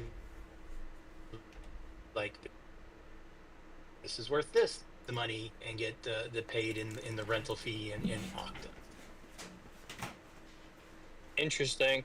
So I would love to hear thoughts if you guys have like looked into this a little bit more deeply. But Qubic was kind of like interfering with Quai. I mean, they were just coming up together. It's like the right way to say it. Yeah. The idle mining, yeah. Yeah.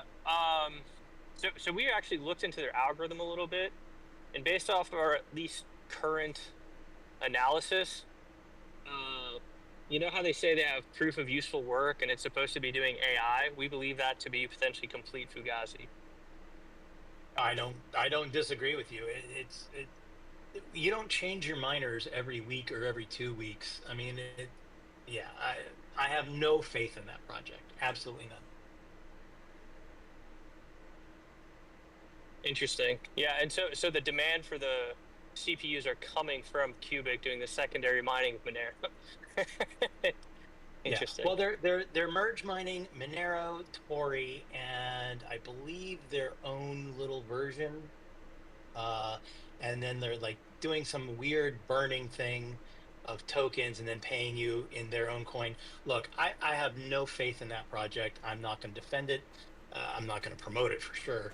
But I will say that there are people spending significant amount. I mean, I've got a 96 thread Epic getting rented out for $4 a day on it.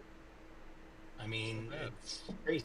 Yeah, wouldn't you guys say that most people, like, the cachet of Qubic comes from CFB and the fact that he's been behind tokens that have pumps before? Oh yeah. But maybe isn't really technically underpinned well.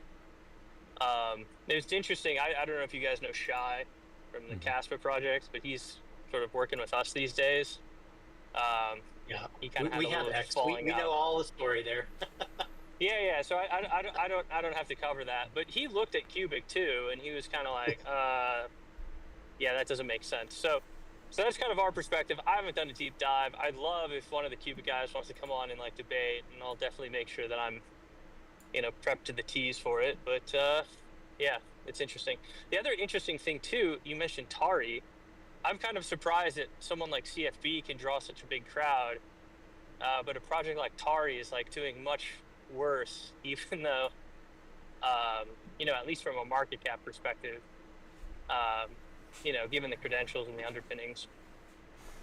Well, what's interesting about that was they came along and they did merge mining with Monero, and then they also separated it out, and have it's like the FPGAs and the GPUs can have this, and then like you can have your own CPU with this, and then we're going to do merge mining with this. And so I think that was the attraction to Qubic specifically. To Tari. Oh, to Tari. Okay. Yeah. The FPGA guys were on Tari like white on rice. Yeah. I mean, it's SHA-3 basically. I mean, it's super simple. Right. Yeah, I'm just surprised, like, given that Tari's merge mined with Monero and its privacy and contracting, it hasn't gotten more mind share than it has. So, it's just surprising to me. I've also found it surprising. Tari seemed to just jump up on everybody's radar immediately, but it had been building for quite a long time. In fact, I had joined their Twitter, I don't know, like 2 years ago before it even launched, and I personally had completely forgotten about it. So I don't know, maybe it's just a marketing thing. Yeah, But fair enough. Quai has in their white papers, and I remember reading about like a form of merge mining, right? Like that was one of you guys, like I remember reading something about that, like that you were going to do merge mining. Yeah, no, so we do merge mining, but it's within our system. So the way that Quai scales to 50,000 plus TPS in a work-based setting is that we do merge mining on a hierarchy of chains. And basically that allows us to create effectively what could be considered a shard and a subnet, which allows us to scale proof of work without centralizing it or like reducing the number of nodes participating, et cetera. So we merge mine, but we're merge mining instantiations of our own chain, if that makes sense. Can you give us some examples of other coins within the ecosystem?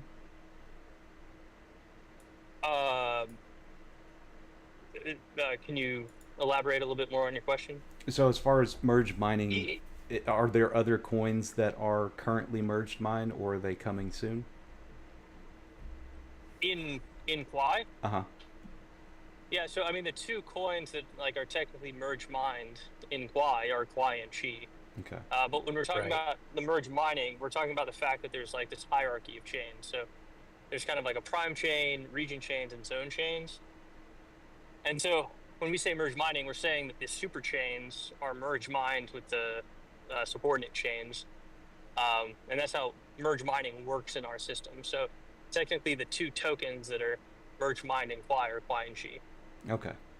I mean, technically, someone could come along and they could take and allow the Quai chain to be the parent, and you could have another coin as long as it uses the same algorithm, and then it would become for lack of a better word, a child chain, and you could put, I don't know, choose whatever coin you want. You could put Zealous on it. They would just change the algorithm and become a child underneath the parent chain. Yeah, they could do that. I will say though, there's different types of merge mining in terms of like the benefit. So, a lot of merge mine chains, if we look at like Tari to Monero, there's no validation in the parent chain. Like the parent chain has no idea that Tari exists, Right. and they're Right. not sort of like co-committing to it. In the concept of our hierarchy of merge mine chains, everything is co-committed. So if a prime block commits to a bad zone block, that prime block is also invalid. And so that creates a much stronger relationship than you would get from like a sort of parent and a parent chain having sort of another chain latch onto it, but not having sort of co-validation. And that probably saves a lot of space. Yeah. Well, it doesn't just save a lot of space, but it like vastly enhances the security topology, because you're basically in the main hash rate guaranteeing that if there's a bad state transition in the child chain, so to speak, that everyone's going to get rolled back. So it forces the prime chain to be validating the subordinates chains. Oh, that's interesting. That is definitely not how that's not how Varus works at all. Wow. Yeah. I was not aware of that. That's very interesting. I think a lot of people probably understand the merge mining aspect of script coins. Can you kind of elaborate on some of the main differences between that and Quai? You want to give me a specific example? Well, coin merge mining, Litecoin, Dogecoin, and there's probably 100 other coins at this point also being mined simultaneously. Right. So, yeah. So in right now, I believe who's getting mined off of whom? Is it Doge on Litecoin or Litecoin on Doge? It's Doge on Litecoin, yeah. Yes. Well, yeah. Doge on Litecoin, but the one's way more profitable than the others. Right, which is interesting, right? And the market caps is like inverted, so there's a whole set of discussions around what all that means. But basically, if Doge is being mined on Litecoin, Litecoin doesn't know about Doge. So Doge is just getting this like commitment in Litecoin, and Doge still has to sort of validate that the chain of those commitments is respecting their consensus. Litecoin has no idea what Dogecoin's consensus is and really doesn't care.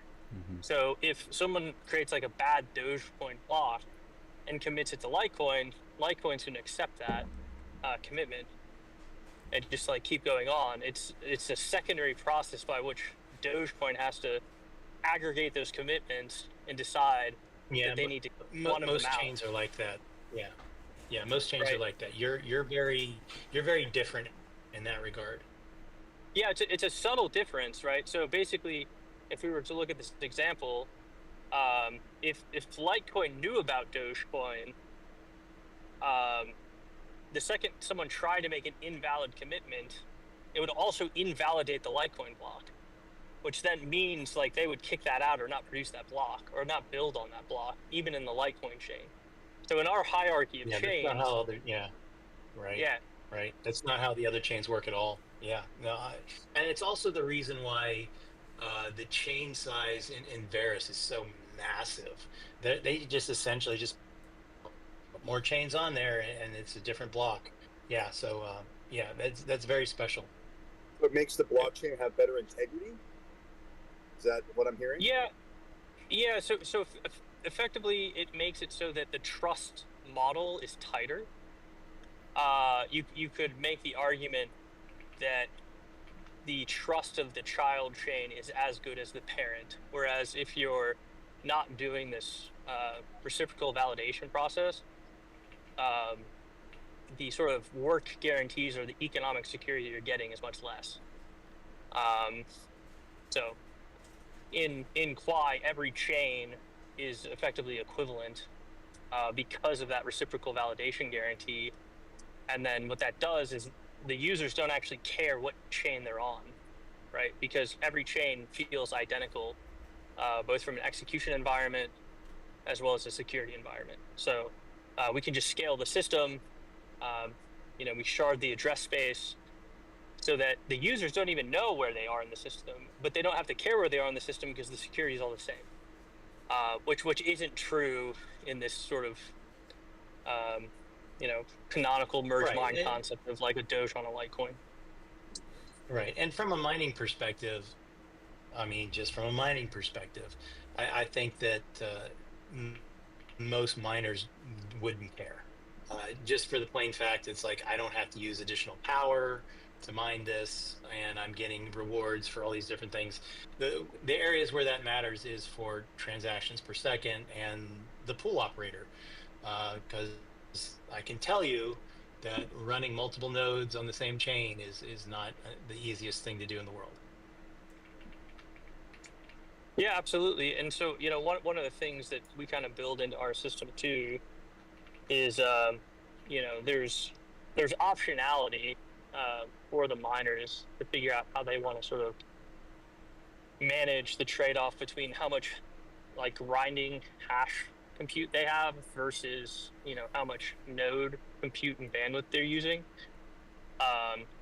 So in this system of merge mine chains, a miner can choose just to sort of be mining in one, and that's still like a valid security model for them.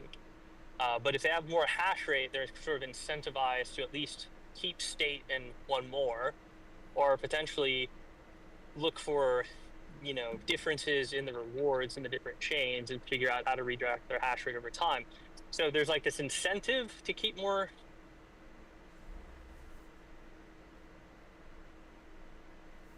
I wonder if it'd be like a setup to use some sort of automated system to choose between which chi or koi to mine at the time, dependent upon. There has to be some algorithm you could write to do that. Oh yeah. Anyways, I digress. Well, while we got Max on the stream, I wanted to ask him about the single GPU AI rentals versus the multi GPU. So Red Panda shared something that I've been buying a lot of, which is that Minisforum BD 795M. And when I first started looking at these things, Matt was like, you should probably just be buying epics. And now that I have a few, I certainly wish I had more epics. But at the price that they recently sold for, which was like $220, mine was like $245 after shipping for 16 core, 32 thread, super efficient version of a 7950X. I think it's a pretty good deal. And I think that from what I can tell, there is a little bit of extra premium to go with a single GPU rig for rentals versus multi. But Max, what do you think, man? Do you think that particular one was a good deal? It is. Well, it definitely was a good deal. I know exactly which one you're talking about, and I debated on whether to pull the trigger on it, but I'm focused on 8 GPU rigs right now. I know on Panda Stream, Mining King said 8 GPUs is the sweet spot. It is. It absolutely is. I have one 8 GPU rig. That sucker stays rented all the time. It is rented way more than anything else I've got. And when it gets on a job, it sits there for minimum of weeks and a lot of the time months. Really? It's just steady Eddie. Just make sure it doesn't go down, because if it goes down, they're gone. Well, I've been watching these. Is it an open air mining frame? That one is open air, yeah. What kind of power is it? Yep, that's how we're building them. Right now, not much actually. I'd have to go in and look at it, but I can. Do you have like a kilowatt meter on it? Do you track the kilowatt hours? I've got an Emporia system, so it measures circuits. So I have two Yeah, love 30-inch that. circuits. So each one of my circuits will have multiple things on it. So I'm not specifically measuring that. But what I can look at is the temps. And on the 8 GPU rig, right now my 4090s are running at 35C. They're sitting in reserve. Oh, wait. So you've got 8 4090s. So Yep. you've got, what, 3 server power supplies running that, or 4? 3. Three server power supplies running that. No, sorry. on Let me take that back. Sorry, I'm thinking of the Octo server. That's the 6 GPU rig I've got. No, that one actually I have 5. I have. Here's the thing. I was having problems with the H12 motherboard, and I learned through channels that sucker does not like power fluctuations at all. It hates them. And so if you get a transient on your GPUs and you have it hooked up to the motherboard as well, it's gonna basically just restart your motherboard. So now, admittedly, I didn't have the best power supply on it, and when I told somebody, they're like, "Wait a minute, are you using this power supply?" I said, "Yeah." He's like, "That's your problem." But what he also said was, "You know what? Just put your one power supply on it. Just so I have a 750 watt Seasonic Prime running it, and then I have 4 Seasonic Primes running 2 GPUs each. So it's complete overkill, but I'll tell you what, it runs cool and it runs steady. Okay. And so you've got that running with on Vast, and you're using the Miko or a Slim SAS. The C-Pain Slim SAS. Yeah. So basically, and it's all at X8. It's all at X8, correct. Okay. I mean, that's easy to do. Yeah. So that one's great. The 6 one that I have with Octo server, I'm gonna change that. I'm gonna figure out a way to change it to an 8. So it has room for 6 in it. But what I'm gonna do is basically get some power supply cables so I can still wire it into the unit, but then basically unwire the Slim SAS cables for 2 of them and run them into C-Pain adapters, and then just mount them outside of the case to get it to 8. Why? I mean, I obviously know you don't. You want to reuse what you have, but why not buy another? Maybe like an H11 Epic board or one of the new H12Ds that are out there, and just buy a cheapy ROM chip and build another open air frame. Oh, I am. It's still cheaper to use what I have. I'm also looking at expanding. And I don't know if I found the exact thing, but I found something extremely similar to what King was talking about. So I think I have what case I want to expand to for the next build. And have you seen the new H12D motherboards? I have not. I've seen the H13s, but I haven't seen H12Ds. So Max, what do you think about the retrofitting the Octominers with server hardware? I mean, it's a cool idea. The problem is that the way that was built was a small motherboard and then like a daughter board, as opposed to 2 tiers where you have like the hardware below it and then the GPUs above it. So I'm not sure how you're gonna fit an Epic style motherboard to the right of all the GPUs. Oh, that part's figured out. That's actually not a problem.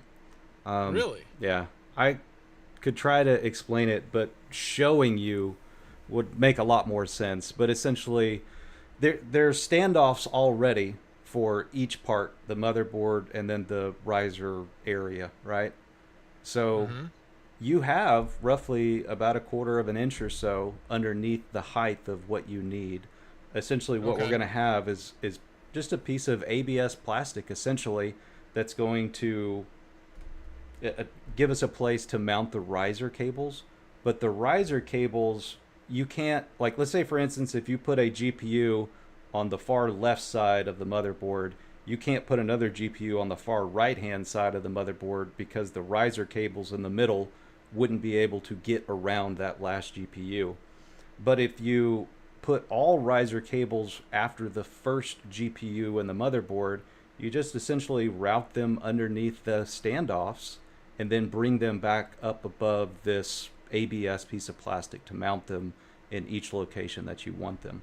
One of the issues, though, that I'm running into is the existing motherboard location is damn near impossible to get to without 3 hours of labor of taking the thing apart to get to it. So right. I think I'm just going to leave it in there and use the space that's available where the risers currently are. So I don't know how many GPUs we're going to be able to fit into it. I'm guessing 4 to 6 is maximum. It may be just 4. I don't know for sure, but four does work. Like right now with the Octo server, I do have a 4 GPU rented, and then the other 2 are rented as singles. But those 4 GPUs do work really, really well as well. I was reading an article that basically said that really 4 GPUs, for whatever reason, is the sweet spot due to bandwidth limitations. And if you look at DL perf scores, when you start going above 4 GPUs, the DL perf per GPU goes down a lot. Yep. So 4 seems to be like kind of the sweet spot, but yet 8 seems to be what's always rented.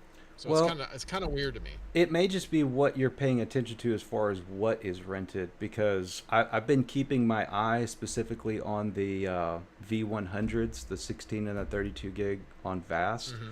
And those do stay pretty consistently rented, but according to market research that I've done, apparently 2 to 4 is the sweet spot as far as uptime is concerned and how often you're rented. So you, like in your case, you're getting longer running jobs and those last for extended periods of time. But when you combine that with the downtime that you don't have anything rented, according to what I'm seeing, 2 to 4 stays rented more consistently than 6 to 8. But it also depends on the platform, right? And we, trying to track all of this data across all of the platforms, not only is it difficult to do, but even when you ask these questions to the platforms themselves, the information is gate kept pretty well. Yeah, it is. There's I have a quick question here for you guys. Maybe this is obvious for everyone else on the call, but the reason you're trying to upgrade the Octominers to an Epic board is so that you can rent them out for inference jobs, or what? That's partially why, but for me personally, I want to be able to CPU mine and GPU mine simultaneously all together instead of separating those rigs.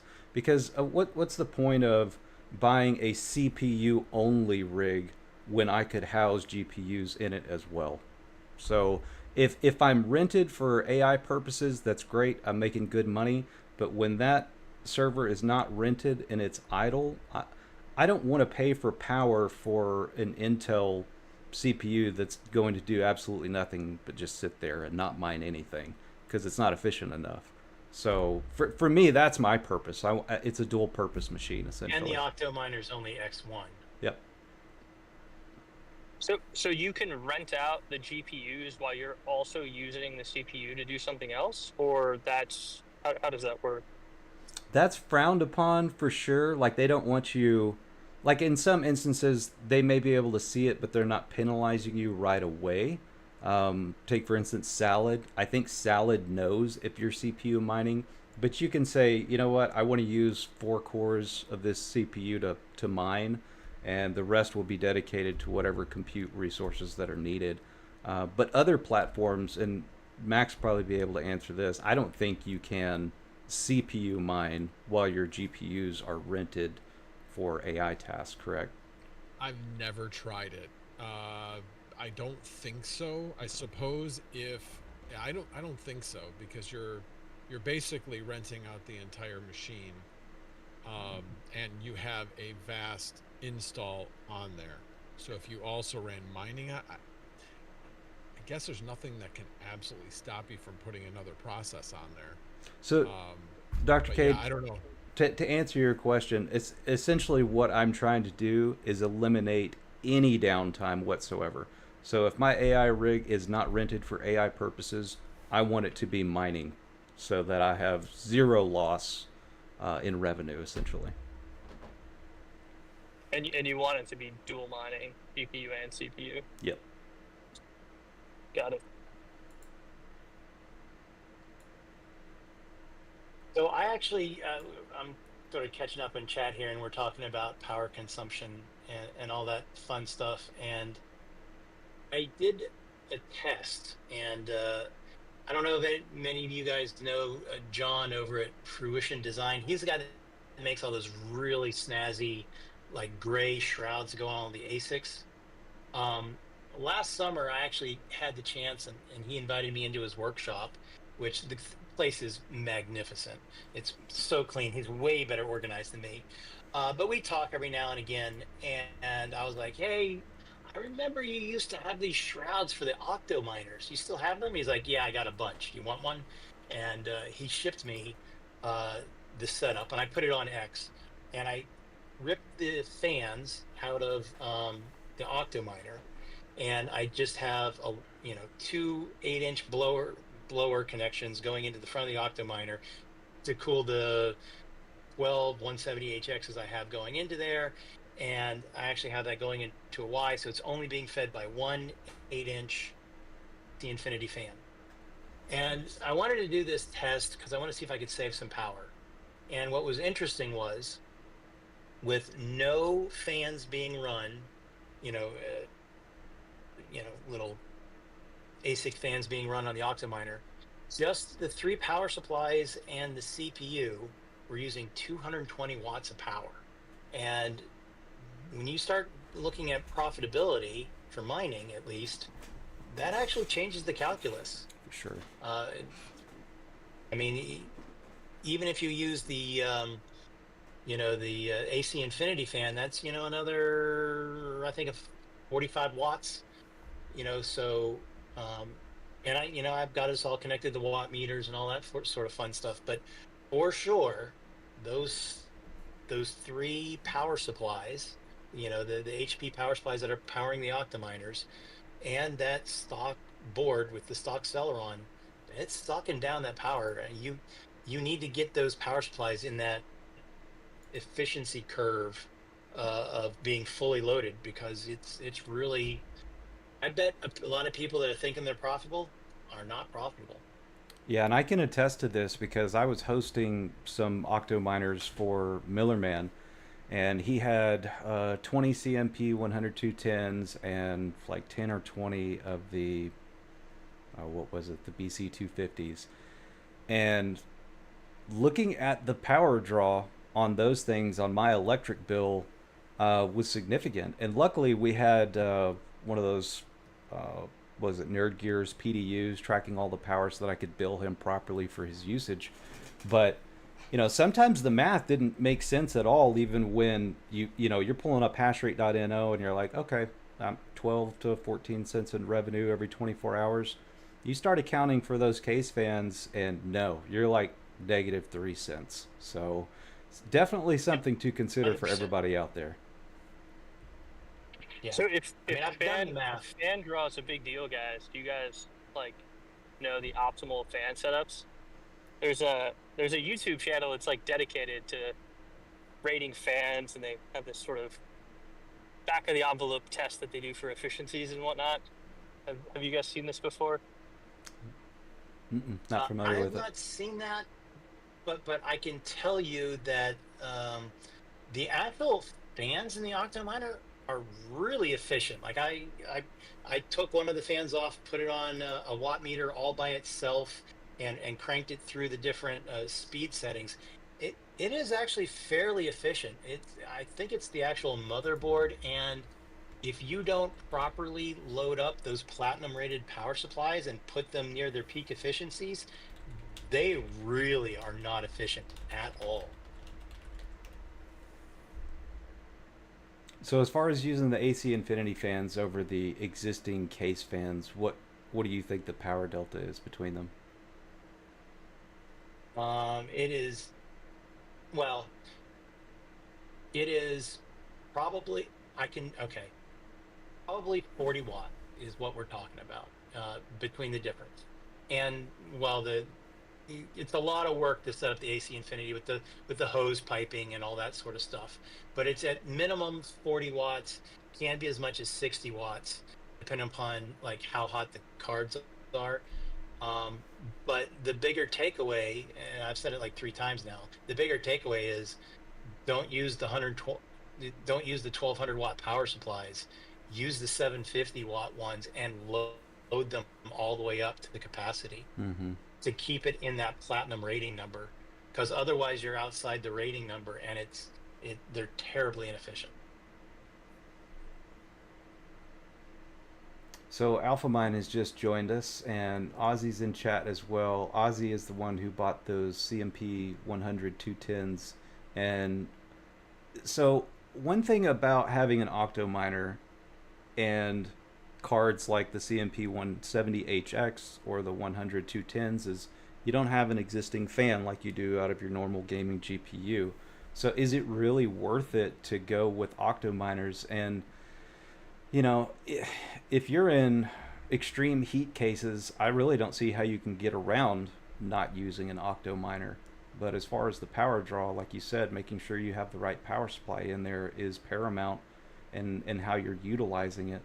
So some of my stuff is in Octominers, some of it isn't. I would certainly like to have options for more efficient fans, but I don't know if they exist. Have you guys done much research on the fans themselves to see if there is a better option other than an AC Infinity fan? I haven't done it, no. But I do have all my 170s and 100 210s in Octo. Most of them the PCSP, real cheap, smaller Octominer. That's what we all are doing. Yeah. They were great. They were great. All my cards are staying nice and cool. Like right now, the room I'm in, I'm kind of dying in here. It's like 95, but I got a 12 card rig next to me in an Octominer, and it runs cool. I mean, it gets over 100 degrees in here during the day sometimes, and I never have any overheating problems. But I've never tried to open air either of these cards. Yeah, I wouldn't recommend it. Yeah. But I really want to revitalize the experiment. Octominers, because there are so many of these things sitting out in the wild unutilized, and we looked at shipping them to a couple of different people. I think Ozzy was looking at getting one of those, but it was damn near $200 to ship that thing. I do not know how PCSP has been able to sell these things without losing their ass on them. It's unbelievable. Yeah. They make it up on volume. I have a feeling one of their like siblings or their mom or their dad or somebody works for freaking UPS and they're getting like the employee discount or something. Could be. Matt, was that a reference to the Cash Bank skit from SNL? Yeah. Yeah, 100%. 100%. Yeah, it's. I tell you what, I really do love this space because of the personal innovation that everyone contributes, and I mean, just like hacking on, these Octominers with some, aluminum foil ducting tapes, and like, oh, let's clog this up here and direct the airflow over here. I mean, before you got into crypto mining, you didn't know you're going to have to become a thermal engineer. Yeah. Totally. Which reminds me, I still have insulated rigid board insulation to put up to basically make my rack basically cold on the outside and heat on the backside with a fan right behind it. I still haven't done that yet. I got to do that. Man, we've been going at it for... Yeah, I mean, it's unbelievable. We've been going at it for like 2 hours straight, guys. Like, I could literally do this all day long. I love talking about this stuff, but I don't know. As far as just doing it once a week, it's pretty much all my schedule can allow. But I wish we could do this kind of stuff daily. There'd be so much good, valuable information that comes out of these streams. Yeah, I really enjoy getting down into the details and sharing the little secrets that we all learn here. Like something more than, oh, here's how you create a flight sheet. Like that annoys the hell out of me. Let me give you guys a tour next time. Yeah, for sure. I would love Cool. that. Absolutely. Yeah, absolutely. Yeah. Are you still Yeah. making videos, And- Maskless? And I've thought about maybe doing a little crypto content. I've had some requests to kind of share the process, and yeah, I may make some more. I haven't really. My videos were back in COVID. I was the Maskless Ninja. I was causing all kinds of commotion, protesting the forced mask mandate. So that's where my channel got all its subscribers. So I'd really have to make a new channel. I don't think my subscribers would care about crypto mining. So yeah, I might make a solar mining channel or something like that. We'll see. Well, There you go, Alright, Matt. so I will say, over the last maybe like 3 to 4 weeks, I think you're the 5th person that I've run into that's interested in why, that's interested in mining, that's also interested in permaculture. So there seems to be like there's a growing intersection of cypherpunk, solar punk, I don't know what you call it. Yeah, it's an But ecosystem. there's definitely an audience out there that want to do both. Yeah, I'll throw some content. And I should introduce you to some of the guys that I know. I think you might get along. Cool. Yeah, I'm interested. well, they're Maskless, if carjacking you Tesla owners for their batteries right now.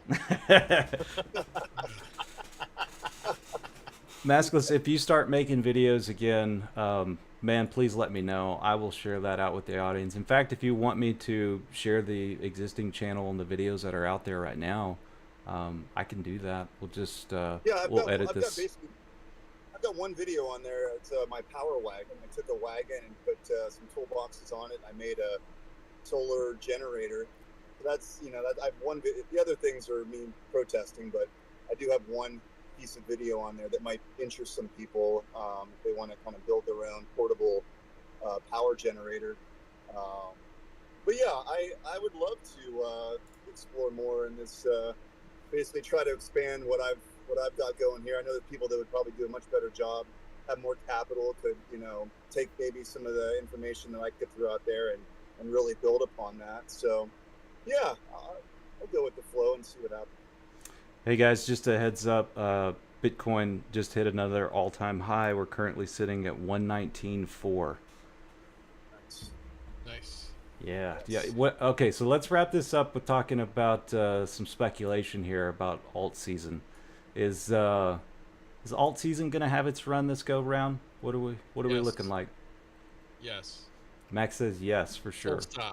Full stop. Yes, because if you think about so it's funny because I hear people talk about in different YouTube channels. I listen to Lark Davis. He was like, "Yeah, the economies are still growing." I'm like, last time I checked, first quarter GDP was down, and we'll have to see what second quarter comes. But if second quarter has another down quarter, technically we're in a recession. And I don't know about you, I know a lot of people that have gotten laid off. So we had a down period in the market about 6 months ago, which usually precedes a recession. We don't usually see an upturn in the market like we have, so this is a little odd for to be going into a recession. But I honestly think the signs are there that once Trump just says, okay, we're done, this is what the tariffs are going to be, and lets it settle out, the Fed will then act. And so once we start seeing lower interest rates, which will decline the dollar, so you're declining an asset versus anything else, including crypto, you're going to see an increase in that asset. Secondly, you lower the cost of capital, you're going to have people Regulation. looking to invest. Yep. So I just think the timing is going to be a lot different this time. We're in a much different world than we've been in. I mean, when was the last time we did tariffs like this? That would have been like in the 1930s. So this is a new era of almost about 90 years later from when we did it before. So it's just different. So I just think we're just going to get a delayed alt market. Okay, delayed. All right, Matt, what do you think? I don't think anything's going to happen until Powell leaves office and they turn on the money printers. Okay. Actually, the money printers, believe it or not, are already on. Yeah. They just haven't been publicized. The M2 for the U.S. has actually gone back up. There's a lot of stealth QE that's been going on for quite a while. But the rolling of the assets off the balance sheet, I think, is still an issue. I tell you what, my crystal ball quit working after Inauguration Day. I don't know what's going on. I really don't know what to think anymore. But I did want to show this chart. We've talked about this a few times already. Can you guys see this? Yeah. Okay, so this is RSI on the weekly. This is Bitcoin specifically. This looks way different than others or total crypto market cap. But right now, we are approaching this line of resistance right there on the RSI. So that would lead me to suspect that we have a pretty significant pullback. But here's the thing. When we typically hit this line of resistance on the RSI, we're already going downhill. Okay? This go round, every time we've hit this line of resistance, Bitcoin's price continues to go up. So I don't know what's going to happen here. And it's in regards to altcoin season, most of this is coming from institutional money. So I don't know how that capital is going to escape all of the ETFs and flow into altcoins like it has in the past.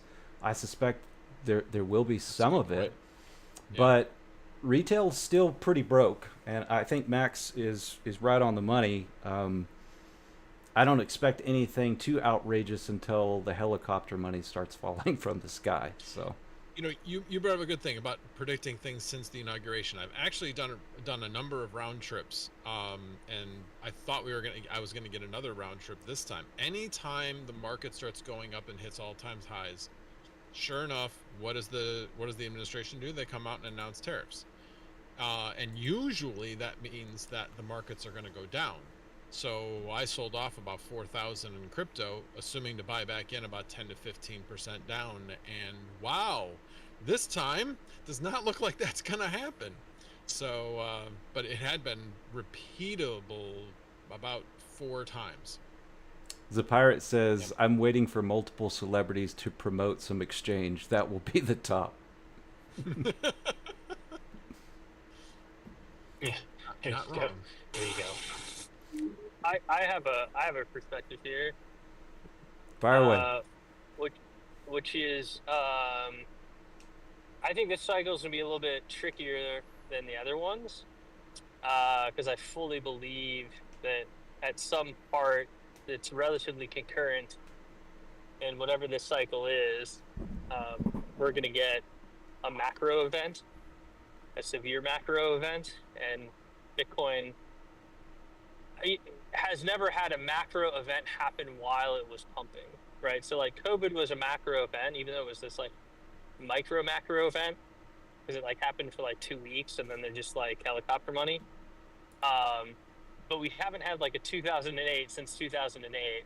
And I have a feeling if you keep your eye on the 10-year treasury, they've put the floor in. And when you see that move, that's to indicate that the markets are about to crash.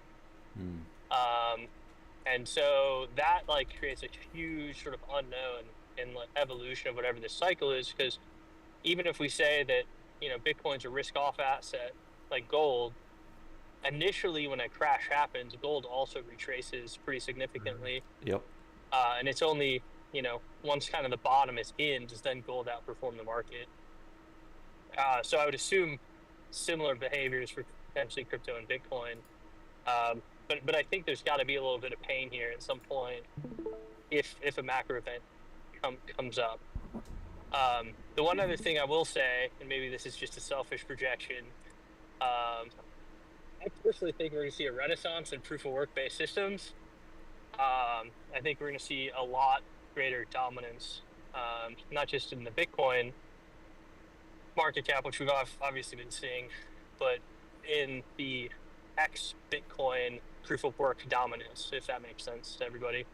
I'm here for it. I think that's going to swing back pretty dramatically here. So those are my two sort of thoughts on this whole market evolution. I think we're definitely set up for a run.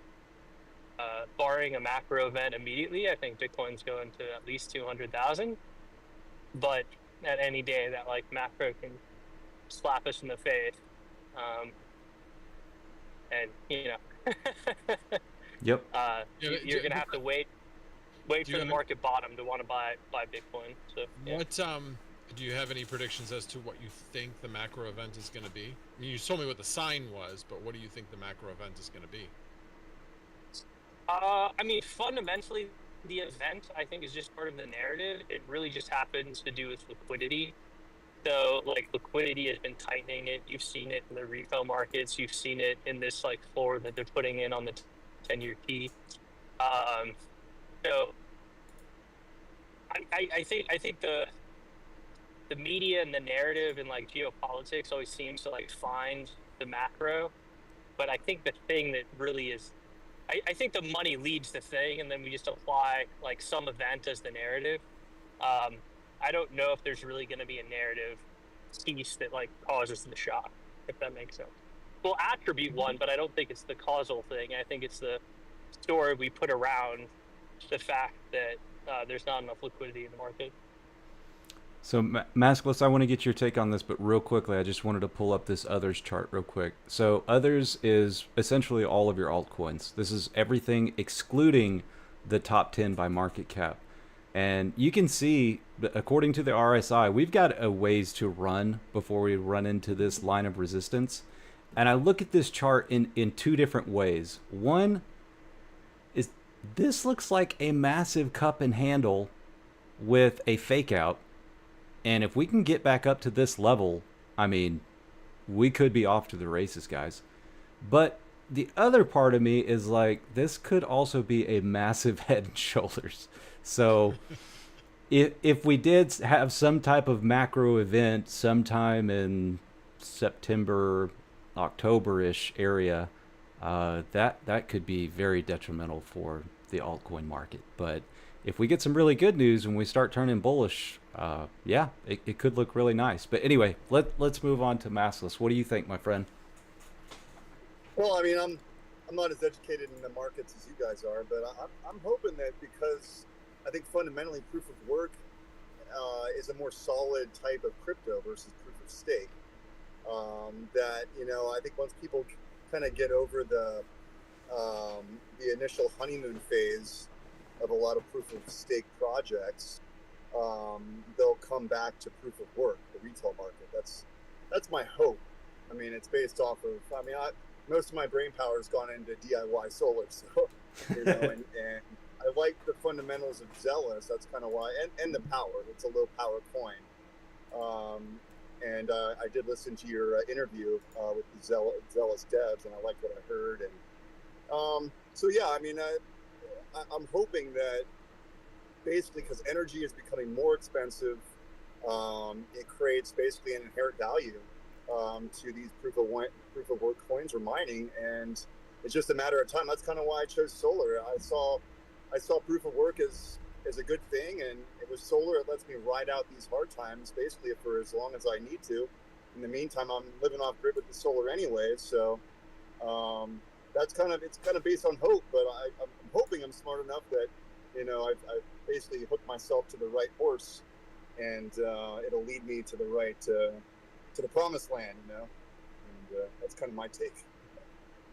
I think we're all hoping for the same thing. Well, guys, this has been an excellent stream. I think this is probably the best one that we had so far. I really appreciate each and every one of you guys for being here, and I hope to see more of you on this. I don't know, you know, who we're going to have on next, but if they're the caliber of guests that we've had today, it's only going to get better from here, that's for sure.